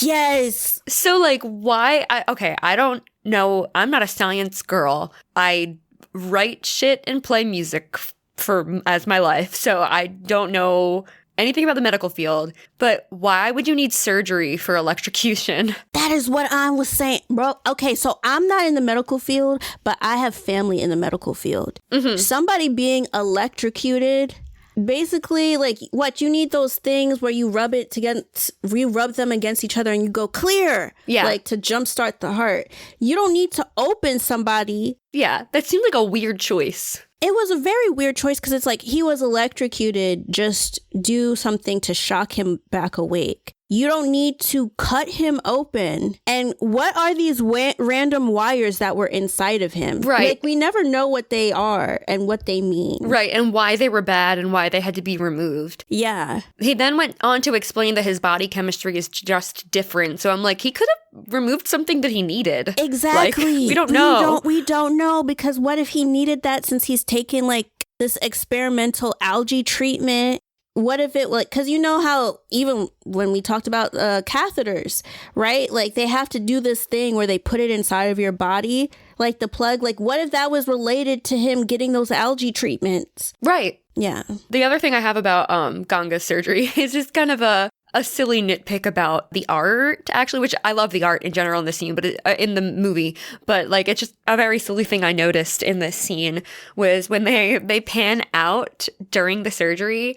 And there is a sheet covering Ganga all the way up to his chest, but Tada is supposed to be like in the middle of surgery. On his intestine, yeah. Right, in the middle where there's a sheet covering him. So it looks like he's just standing over his bed while he's like sleeping and not doing surgery. And then you see Glenn looking at like the inside of Ganga. Yeah. But it's like, how do you do that simultaneously? Because the way that they were doing it, I know that now people can observe surgery and like see it from like another place, right? If they have like a probe, which is like a camera or whatever, you can see the insides and like what's being cut and what's not happening. But the way that they have it set up in the movie, it's very reminiscent of when people get like CT scans. Uh-huh. And so then when you do the CT scan, like your body's laying on this thing and it's like this big scan thing is going, it's like all around your body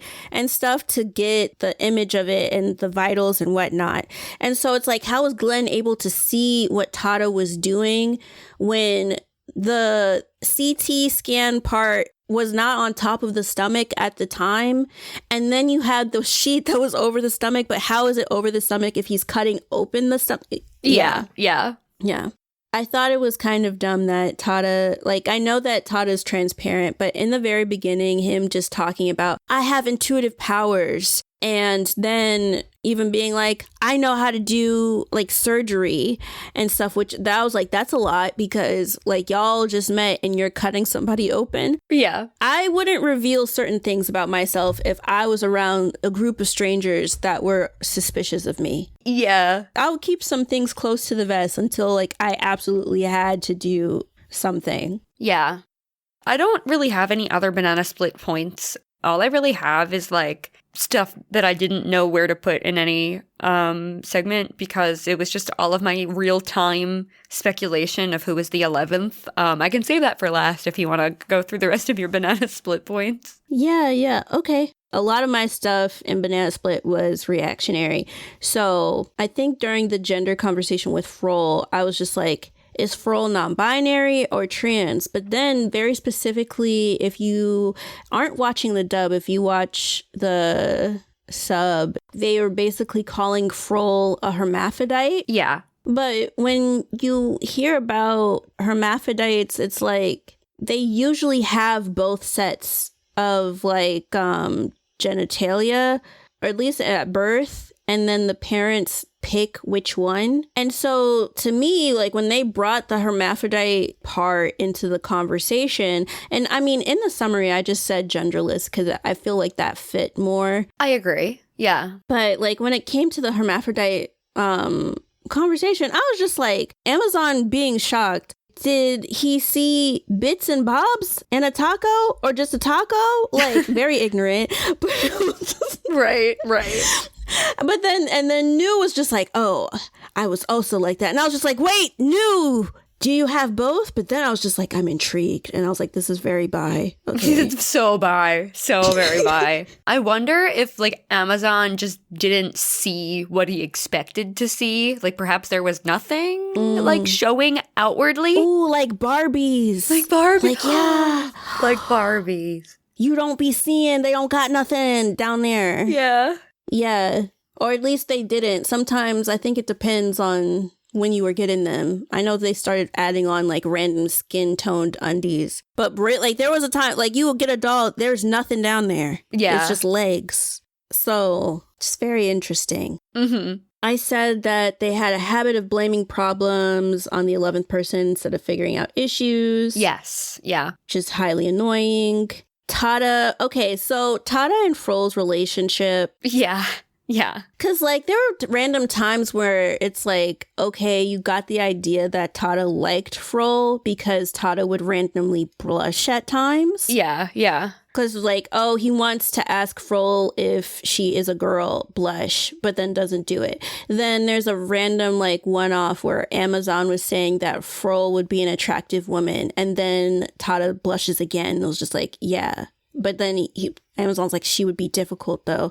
And I know it was a different time. I know that originally when the story was written, it was like the 70s. But I'm not proposing to somebody that was eager to shoot me with a shotgun. Yeah, absolutely not. Within days? What? Yeah. What? Realistically, you've only known this person for less than 3 months. That's not enough time to be like, you want to be with them forever. Why would you want to be with Frol forever? And I think it's not even a good... No, you know what? That's a different segment. I won't even get into that. Okay. Yeah, I just... Banana split on, like, the proposal, because, like, no. But... Yeah. Yeah. Ooh, I thought it was confusing about Tada getting the vaccine because they said that they were giving the vaccine to the children, but they specifically said 2-year-olds. But Tada was 4. Oh, I must have missed that. I saw children, but I don't remember seeing 2-year-olds. But I didn't make a good habit of pausing to make my notes when I was watching this, so I could have very well missed that. Yeah, I think that was just a continuity issue. I think they should have just said children and kept it at children. But another point of it was just like 2-year-olds, and it's like, wait, Tada was 4 when he got the vaccine. Yeah. So is it preferential treatment? Is Tada actually legitimately related to the captain / village elder and that's why he got it? Yeah. Ooh, I was banana split about Frol switching sides after Tada saw Ganga faint. Okay. Because Frol ends up explaining like, oh, I saw Tada push the lever. But Tada didn't push the lever the way that Frol said that they did. It was like... Tada was right beside the lever and was literally watching Ganga starting to faint and fall and then like moved his arm. And because he moved his arm, his elbow hit the lever and that's why the lever went up. Mm-hmm. So when you see it from Frol's like memories, you see that his elbow hit the lever before he rushes over to catch Ganga before his head hits the ground. So to me, I'm just like, how can you see that and say he did that on purpose when it was clearly an accident? Right. It was so clearly an accident. Yeah. And to me, it was weird because it's like, okay, you saw him operate on Ganga. They were roommates. I just wouldn't convince myself that my roommate is this 11th person trying to sabotage us, especially given all of the help and support that Tada had gave up to that point. Right. Like he was only doing his best. Yeah. And then I have 2 more. So one is Tada telling everyone how to fix the ship temperature with the bombs. I'm banana split on that because why? I guess because he would end up dying. But to me, I would be a little reluctant to help the people that said, I'm going to harvest your blood for the vaccine. He wanted to pass the test so bad. Right. A test so you can get shot, be chased, and still help everybody pass this test because you want to pass it. Wow. It's dedication. That's a level of dedication I do not ever want to have. I never aspire to have. The last thing I have is Tada family? Right. Yeah. Tada had to tell Frol about them passing, and I was just like, oh, wait. I was getting aside. I was just like, ooh, okay. Yeah. I mean, I don't know. It's hard to say. I think that Tada was attracted to, like, the feminine traits of Frol. True. And it's clear that, like, he wouldn't be interested in them if they became a man. So it's unfortunate. It is. I don't think he's family. I wanted it for us so much. I know. But that's fine. Yeah. Yeah, that's all I had for Banana Split. What's your big point? Okay, so these aren't really, it's not Banana Split. I just didn't know where else to put it. This is just my real-time speculations on, like, a few different people that I was like, could they be the 11th? While I was watching. I just thought you guys would get a kick out of it. So, my very first sus was actually Doricus the fourth, the blonde. I was like... Yeah, because he was too mean. I was like... Right. Well, I was like this the road to El Dorado looking motherfucker. Yeah. He set the voltage too high on like that first room they went into, and they were like working on the computers and stuff. I was like, he's sabotaging. I'm calling it right now. And also when they were introducing themselves to Tada for his intuition to determine whether or not they were lying, we see the king go first. He gives his like full name, where he's from, and his exam number, which like he's stressed, like, give him your exam number. And Doricus didn't give him an exam number. Yeah. That set the precedent for no one else but the king to actually give Tada the exam number. I was so mad that nobody addressed it, but I was like, I'm making a note of that. I'm sus. So then I'm like, wait. I'm like, this would be too obvious, but is Frol the 11th? Because they had no physical strength. I'm like, how can you work on a ship when you have like no like strength, and there's obviously a lot of heavy things to lift, and then like they scare easily, and then they're just like weirdly touchy-feely with Tada for like no reason, and initially gave no real concrete reason for wanting to get into the academy. They were just like, well, I just want to get in. There were like no clear aspirations. I'm like, okay, that's weird. I'm sus. So then my suspicions go to the king. Yeah. And I'm like, okay, King's doing a lot. King is trying to put the focus on Tada so hard. But however, the thing that made me go back and forth, I'm like, but he did offer Tada his exam number, and Tada intuited it to be the truth. I'm like, unless, and it's so funny that I had this thought because it ended up coming into play with Glenn. I was like, unless the king also has a power of intuition that would make it seem like he was telling the truth when he wasn't. Like maybe his power was more strong than Tada's. So he remained my number one suspect. like up until the end, because, you know, he's like trying to lock up Tada. He's trying to get people to kill Tada. He's convincing everyone. He was gunning, literally shock gunning for him as the 11th. So that was like my big thing. And then I was like, well, what if there's this weird plot twist? I was really getting in my head with this film. Yeah. I was like, what if there's this weird plot twist? Because Frol, I mean, and this might have been coming from just Frol's experience on their own planet, just casually asks Tada how long he's been a man at some point. I'm like, does Frol know something? Is Tada actually secretly the 11th without knowing? Right. And then, of course, the last thing I have is just the reveal of like, I knew there was something weird about Glenn saying, I was just testing him. I was like, no, that's too obvious. But then, you know, it's revealed that he was Instructor Glenn. Yeah. But I was very proud of myself for guessing that the 11th person must have had an intuitive power that was stronger than Tada's. A very big pat on my own back for that. Yeah, because I was just like, no one talked about, that's how I knew, like, oh, somebody else told him that. Because no one talked about how he was told to turn on the circuit. And I'm like, why is nobody talking about it? Wait. Yeah. No one told him that. They telepathically, like, oh, okay. Yeah. And honestly, with Mayan, I thought the same thing too, because I was just like, why is he going so hard for Tada? Yeah. Like, Tada is literally helping you this entire time. I would be a little less suspicious of him because of how he's able to do so many things.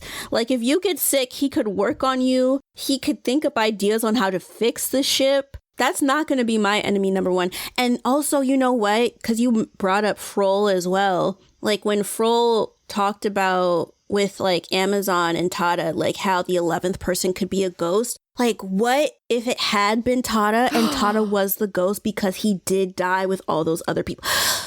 That would have been insane. That would have been so cool in its own way, though. That would have been so fucking cool. Yeah. It's like now he can rest in peace because he did what he could to save these other people that got on the Esperanza. Okay. Oh my God. Yeah. Oh, that would have hit. Yeah. But I guess that is all for Banana Split. So, all right, nuts. It's time. What is one of your first one? Because my first two are extremely short. I'm just going to say, oh my God, there are 11. And number two is 53 days is a long ass test. Right. Bro, kill me. Like 53 days? No. 53 Absolutely days. not. And then they talked about like the provisions, how they had a vegetable garden. I'm like, who put the vegetable garden in this abandoned ship? Who's growing it? The fertilizer? How is it growing? They have fresh fruit? I guess the Academy. I guess. But I was like, man, bro, who? Because in my head, I was thinking it was abandoned. Because why? If the Academy was taking care of the vegetable gardens, why didn't they get rid of the conductor vines that could have the virus? Right. No, that's a plot hole there, it seems like. Yeah. During the gender conversation, when Mayan was like, you have to take a gender test before you take this test. And I was like, a gender test? That sounds illegal. Yeah, that is horrible. Like, what does that entail? Mayan, actually, Glenn, what does that entail? Right. Why do you need to know? Like, you should just go off of what I tell you. The next thing I have is very silly. When they announced the name Esperanza for the ship, something went off in my brain. I'm like, I've heard that word before. And then Tada's like, I've heard this before. I'm like, wait, why are we having the same reaction? But I'm sure I've just like, if it's a Spanish word, I did take Spanish in high school for 3 years. So I'm sure that's where I heard it. But, you know, it was just very funny to me for me to be like, whoa, I've heard that before. And then Tada being like, whoa, I've heard that before. I'm like, wait. Yeah, no, that's so funny. Yeah. Oh, I said, you can't get vaccine from his blood. The king is fucking crazy. Oh my God, that was insane. That's not how this shit works. And then it was crazy because then he got shot. I was like, oh my God, she's getting shot in a space movie? Oh my God, right. I have in all caps, Red Nose shoots Tada with a bunch of exclamation points. Oh. Yes, because I was just like, I can't believe y'all shot him. Oh my God, it's over. And then it was like, he woke up. I was like, he woke up? He is not dead? Right. They were like, he had it on the lowest setting. I'm like, oh, okay. Well, that's good at least, but Yeah. This is very, very crazy. Oh, all caps. Tada proposes to Frol? yeah, I have that too. It's like ice cream, you scream. That entire situation. It is. But yeah, absolutely nuts. The other stuff I have is just reactionary. It's kind of in between all the stuff you were mentioning, so I'll just like shout them out super quick. Okay. Of course, the 11th passenger could be a ghost thing. The mysterious voice telling Tada to switch the E-circuit on when Ganga was working on it, caught in the electrocution. Tada's vision of the virus breaking out on the ship. That took me by surprise. I did not expect the film to take that turn. Same. I wrote fork in the soup versus rat in the soup from Oku. Oh my god, yeah. Yeah. First of all, like, you can't even complain. No comparison. Like, apples to oranges. I'm like, my dude, it could be so much worse. It could have been a rat. Honestly, all Mayan did was eat and talk shit. He wasn't an engineer, so he wasn't fixing shit. Right. He wasn't cooking shit. He was getting mad all the time. Shut up. He wasn't worth it. Like... At all. Yeah. Yeah. Of course, like, yeah, you already talked about King wanting to kill Tada for the blood. And then, Ganga tries to convince everybody he's the 11th one. Yeah. I'm like, whoa. I almost put that in my speculation, but I was just like, there's just something that doesn't... It doesn't add feel up. concrete. Yeah, it doesn't add up. Like, it doesn't sound like a good enough reason to just test his body. Yeah. So I didn't believe him. I just put it in nuts. I think he said it because he was like, I don't want y'all to kill him. Like, I'm the person. Right. Like, yeah. Ride or die, literally. Love Ganga for life. Forever floats your boat. yeah, forever and always. Yeah. Yeah, and the last nuts one I had before the proposal was that Frol contracted the fever, that the vaccine did not work on them. I was like, Yes. whoa, oh no. So that was also an interesting plot twist. Definitely. Even before the proposal, this is so funny because after a certain point, I think I started calling Glenn like Glenn Close in my notes. So I had all caps. I'm like, Glenn Close was 11. Like, Yes.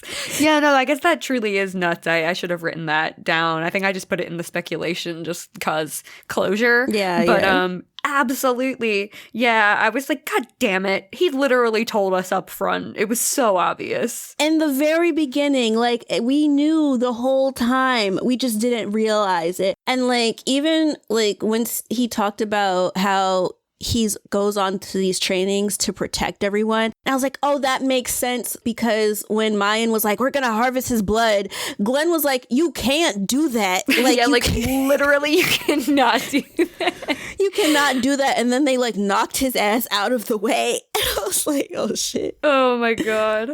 Let's stay friends in all caps from Mayan and everybody else to Tada. So I was just like, Well, and oh yes, this I put in all caps, but then I also sent this to Giana. If you want me to, I'll become a woman.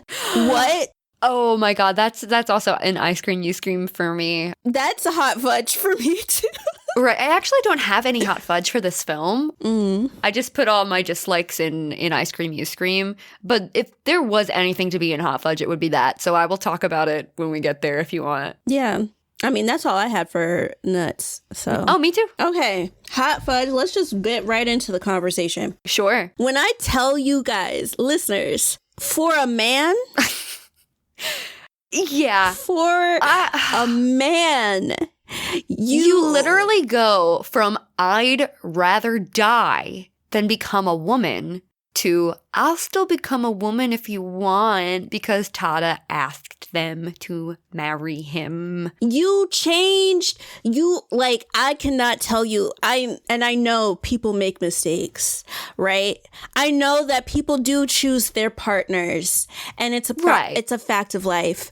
But at the same time, I would be lying if I didn't say that kind of disgusts me. I would never change my entire career trajectory, my life, my literal gender identity for someone else that you've only known for 53 days. Oh my God, not even 45. 45, you're 45 days. I would not even change the color of my hair for a man. So to be like, I'm going to alter my biochemistry forever because you asked me to marry you and I've known you for 45 days.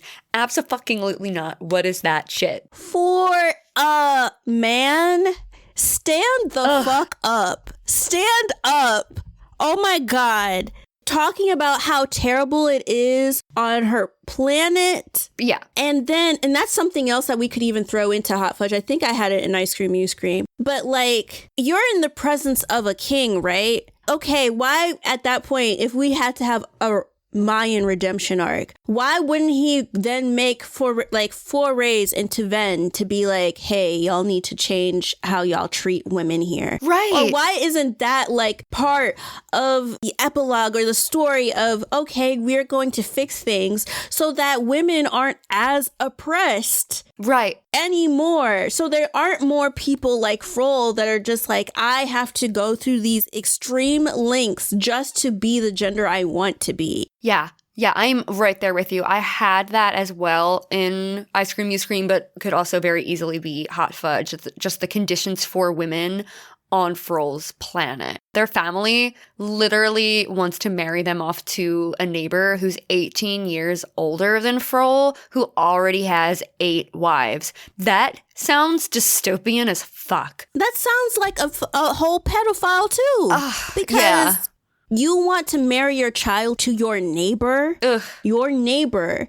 So that means that the neighbor at least is in the same age range, if not older than Frol's parents. Right. So that means that they've seen Frol grow up. Like, it's very sick. Yeah. Yeah. Yeah. I really liked the proposal you just made, though, of like the king having heard what things are like on Veen or Vinny. I have no idea how it's pronounced. He should really be trying to make some kind of stride. Sorry for the loud car if y'all heard it.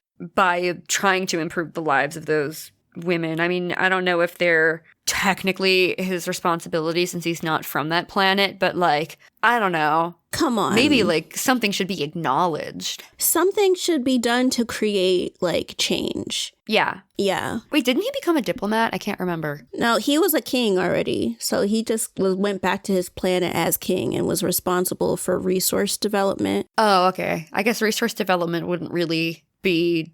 We need someone who's working on diplomacy to... I think since he's a king, he should also be able to work within diplomacy to just be like, oh, okay, I'm making forays or connections with these other planets to like build relations. And hey, if y'all want to partner with us, you need to treat women like X, Y, and Z. Yeah. Yeah. Or not even just treat women. You need to allow people to choose the gender that they want to be and not Yes. just force these rules and these oppressive roles on them. Yeah. First off, even this premise of the film that 11 people are on this ship for 53 days. Where's the faculty? Now we find out the faculty was there. Where's the faculty? I love it. Especially when they were free flying through space. Oh my gosh, free flying, tinkling. Where is the faculty? Where are the gates? Oh my God. Where is the tunnel? That is scary as hell. Like, I'm not free swimming through space to another building. Like, y'all got me fucked. Like, no. Terrifying, yeah. And then I was just like, why would you put people on a ship that has a virus that could kill them on it? Y'all didn't do quality control? Right. It seems like the Cosmo Academy is supposed to be this highly esteemed, like super intelligent, like space science academy. So you would think that they would know or have checked the ship thoroughly. Right. To like see that these vines were overgrowing. And could kill people, yeah. Yeah. Another thing I have, I guess it could be the last one for Hot Fudge, is it was during the time when like Ganga had the virus. And then they were trying to figure out what to do because they were getting closer to the blue sun. So I had in all caps, I was just like, why don't they press that fuck ass button? Y'all are gonna die. Right. Like, fuck this test. You want to be roast to a crisp from the blue sun? You want to die from a virus? Press the button. Right. That certainly at a certain point, your life probably matters more than passing this test. Yeah. Like, to die for a test? Please. There's more to life. Yeah. Especially if they said they could just retake it. In 3 years, right? You could just do it again. Yeah. That's fine. That's like people taking stuff for grad school. Sometimes you got to take exams for that. I forget the name of it since it's been like 80 years for me. But you do that. Even when you get into college, get into law school, they got these standardized tests. You could just do it again. It's fine. Yeah. Yeah, but that's all I have for Hot Fudge. Okay. Okay, let us actually get into Rocky Road. Gianna, what's one of yours? Okay, the first thing I have is that there is a disease on Ganga's home planet that causes everybody to die at 30. Like, woof. Oh my God. Being 30? 30? No, I can't imagine being out of time. I will have an existential crisis if I think about it too long. I mean, the way shit is shaping up now, y'all, because they are playing with Iran. It looks like World War III's finna happen. Yeah. Like, shit, we might end up, well, I don't want to die. I'm gonna tell you that. I don't want to die because of somebody else's mistake. But a disease where I would be wiped out by 30, like, that's not enough. Like, there are things that I want to experience that I haven't experienced yet, and I am 30 right now. Yep. Oh, same. Yeah. Yeah. Also, not Rocky Road, but a side note that I apparently put here and not, like, somewhere earlier. He kind of already looks like he's 30, and then he also looks like an anime Hercules. There's a lot of comparisons I'm doing this episode, but here we are. Right? The pipeline. He's like giving Hercules a little bit. Just a little bit. It's there. The pipeline is there. It's there. Okay, not a monster, a god. What? Still. I mean, it depends on how you view deities. Anyway. True. I'm not going to go there. True. Sorry. You know what? Hades from the Hercules movie, he had that whole little monologue about he's a guy, like a man. Anyway, don't give up anything for a man, please. No. Love yourself. I would hate to just... That's not fair. 30's not it for me. Like, I still have to find the love of my life and same, yeah, get like a fun place to live and have my intense manga collection be even more intense. Yes. I need to release these like 70 songs that I'm just sitting on and all these stories I want to write, you know? Yeah. Like, Gianna still has to become a best-selling author, and y'all have to join our Patreon and stuff to the point that, you know, maybe if we want to take a break from work, we can. Like, oh my God. Just kidding, y'all. Just help us out with editing. Thank you for the author shout out, at least. Right. That's very kind. Yeah. No, like, there's so much more to life. And I think I hate the fact that when it came to the epilogue, he was still trying to find how to fix it. Yeah. Ganga was such a stand-up person. Couldn't Tada help figure out a way to fix the endemic? Oh, right. I wish that they could, like, work together on that. Yeah, Ganga's right up there with Nu for, like, my favorite crew member. Same. I had Frol escaping polygamy. Yeah. From their planet and how men on Ven can have 5 wives and rule, and they have to be injected to become a woman. I think it was just overall really sad because outside of the fact that women don't have the best lives on Frol's planet, you could kind of see that Frol at a certain point didn't have as much respect for women themselves either. Yeah. Adjacent to that, it is also just sad that Frol so wants to be a man, but could potentially be forced to present as and identify as a woman.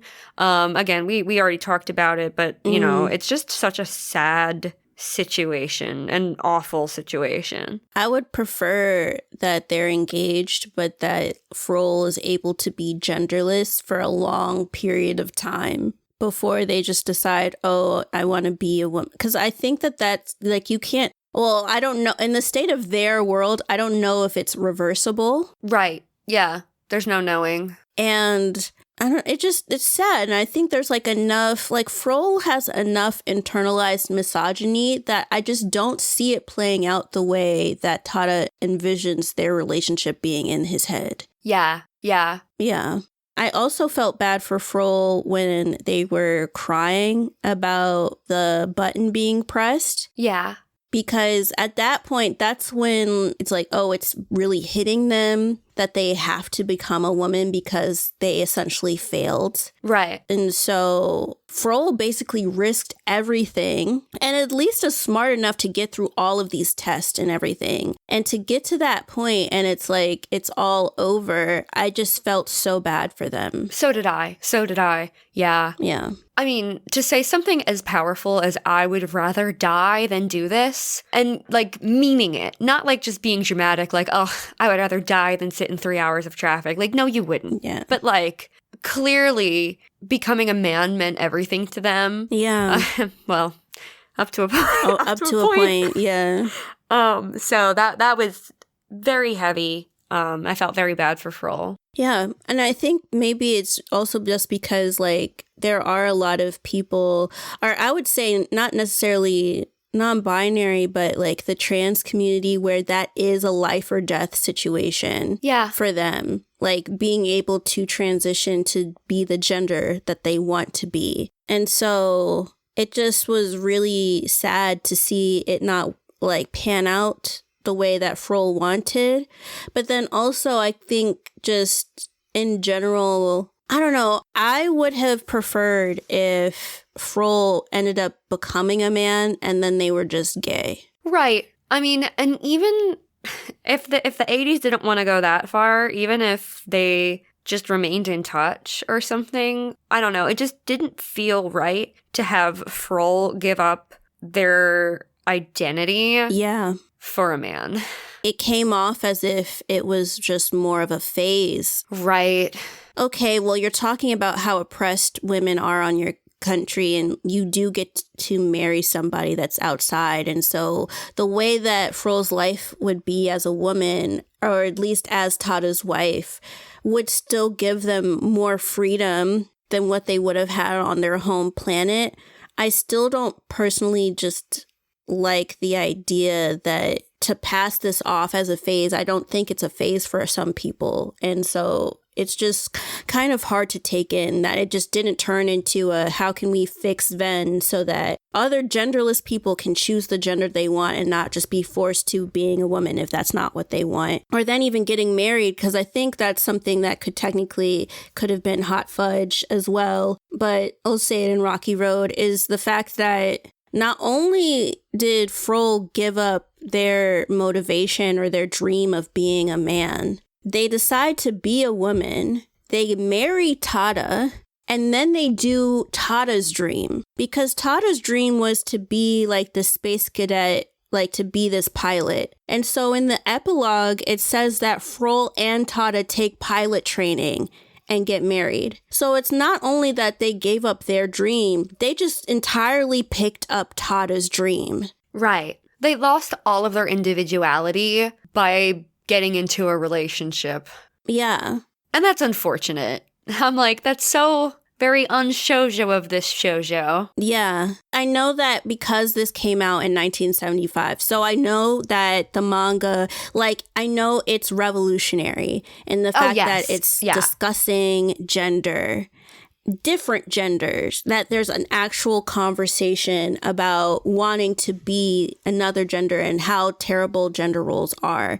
And the fact that this is all within the frame of sci-fi is very cool. And I even know the fact that Frol being part of this Cosmo Academy, because of the fact that they just started allowing people to go to college, I guess, maybe in Japan in the early 70s. I don't know. Don't hold me to the fire on that. But still, I get how groundbreaking this story was. It's just that for me, I think it would have been tied in a bow and perfect if Frol was still able to have some semblance of their own identity and didn't just basically reprogram themselves to be what a man wanted at the end. Yep, I 100% agree.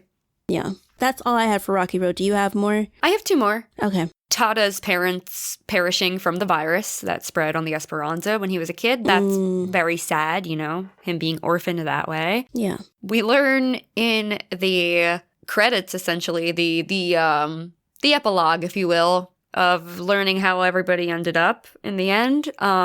Instructor Glenn ends up dying trying to save one of his students during space training. That's devastating, you know? Yeah. He really did the most here. You know, there's just nothing like somebody doing their best and getting punished for it that like really hits me. And I was really, really sad to hear that he died trying to save a student. Right. Like, for me, it threw me off because all the other epilogues were just like, they went on to have great lives. They did this. They did this. They did this. Glenn died. Yeah. What? Yeah. It's like one of these things is not like the other. Right. And then on top of it, that wasn't even the last one because you would think that would be like, wow, that's a shot to the heart. Yeah. That's the note you end on. No, it's the marriage. Yeah. Yeah. Oof. Yeah. Well, that's it for me for Rocky Road if we want to go into Ice Cream, You Scream. Yeah. Our final segment, guys. We made it to the final segment. We made it. Yes. First thing I had is because I didn't know what Frol's name was at the time. I was just like, Blondie, I hate girls. It's like, what a hater. I hate those. I'm not like other girls. I hate girls looking ass people. Oh my God.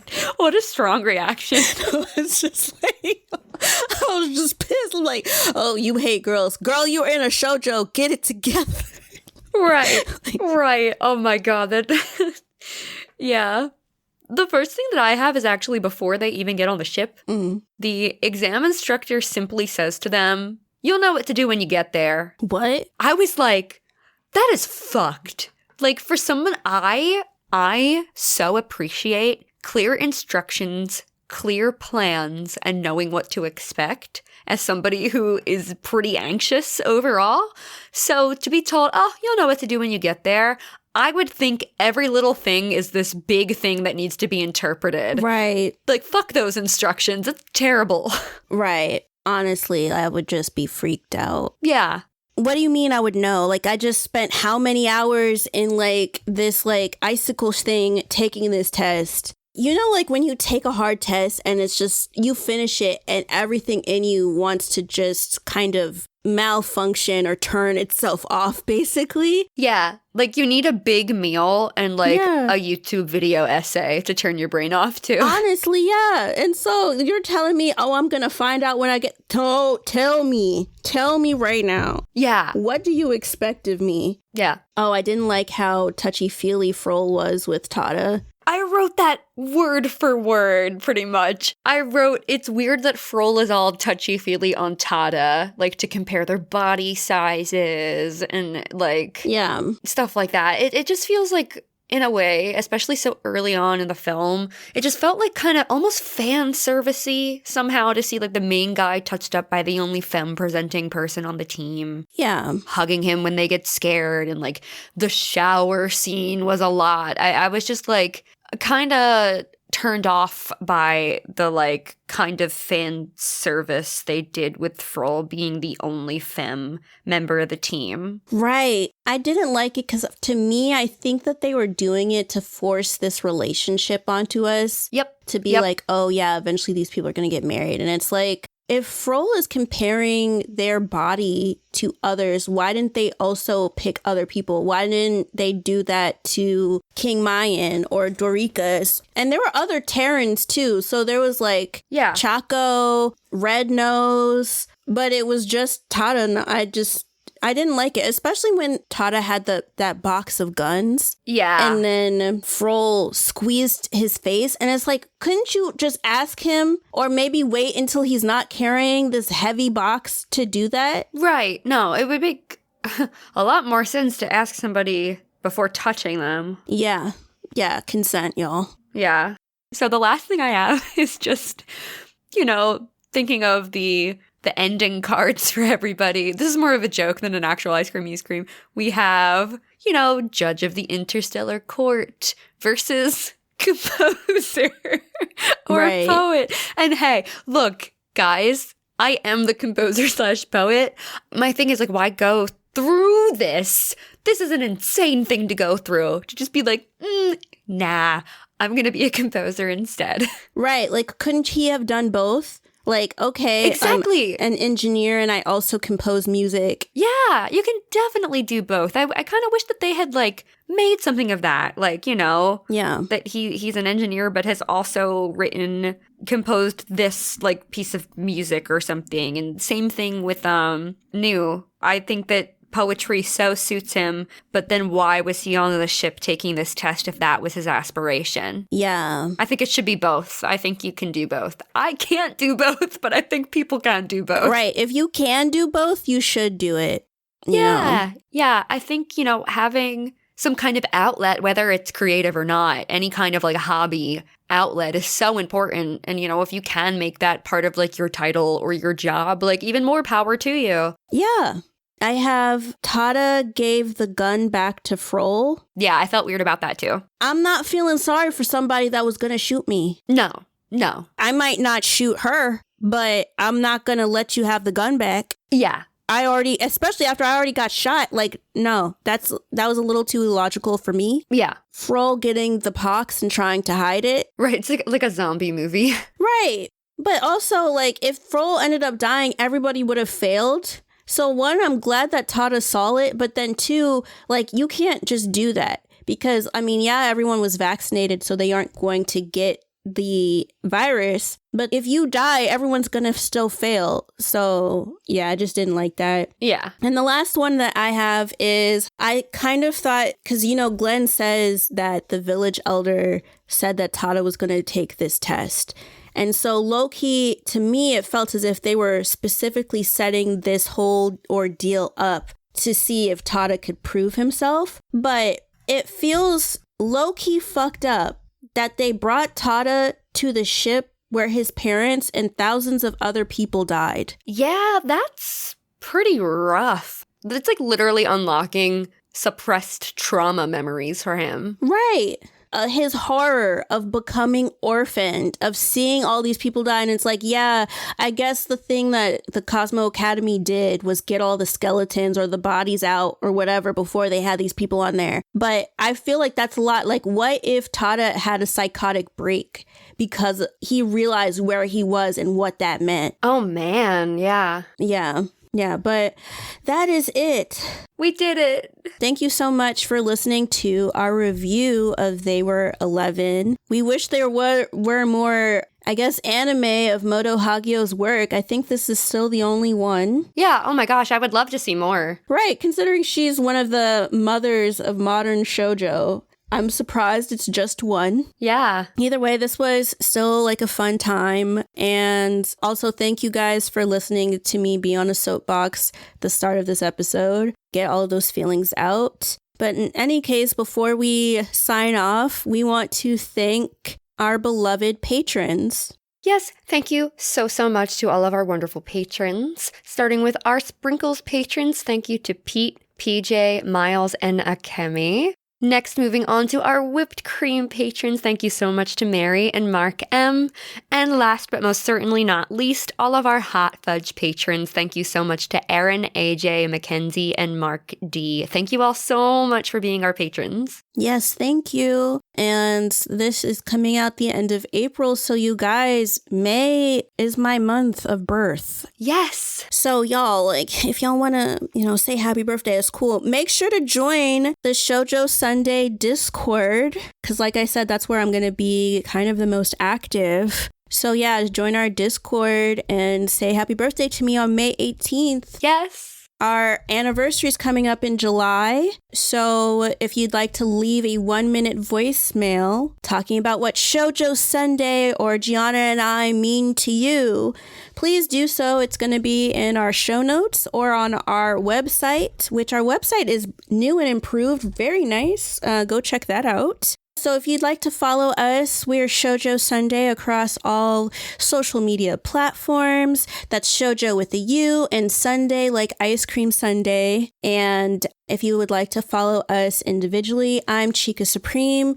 You can find me in the Shoujo Sundae Discord, but I guess also on other platforms like Instagram and Blue Sky. And that's Chika with a K and not 2 C's. Gianna? You guys can follow me. I am Gianna Luna. On Blue Sky, that's just at Gianna Luna with no underscores, but everywhere else it is at Gianna_Luna_, and that is Gianna with 1 N. Yeah, and we will see you guys for the next show we're reviewing. It's going to be a fun time. Oh, you're gonna enjoy this. Yes. The particular show we're doing has a hive, and I want all of y'all to show up for us. Show up for Shoujo Sundae. Yes, please. Yeah. All right, y'all. We will see you then. See you then. Bye.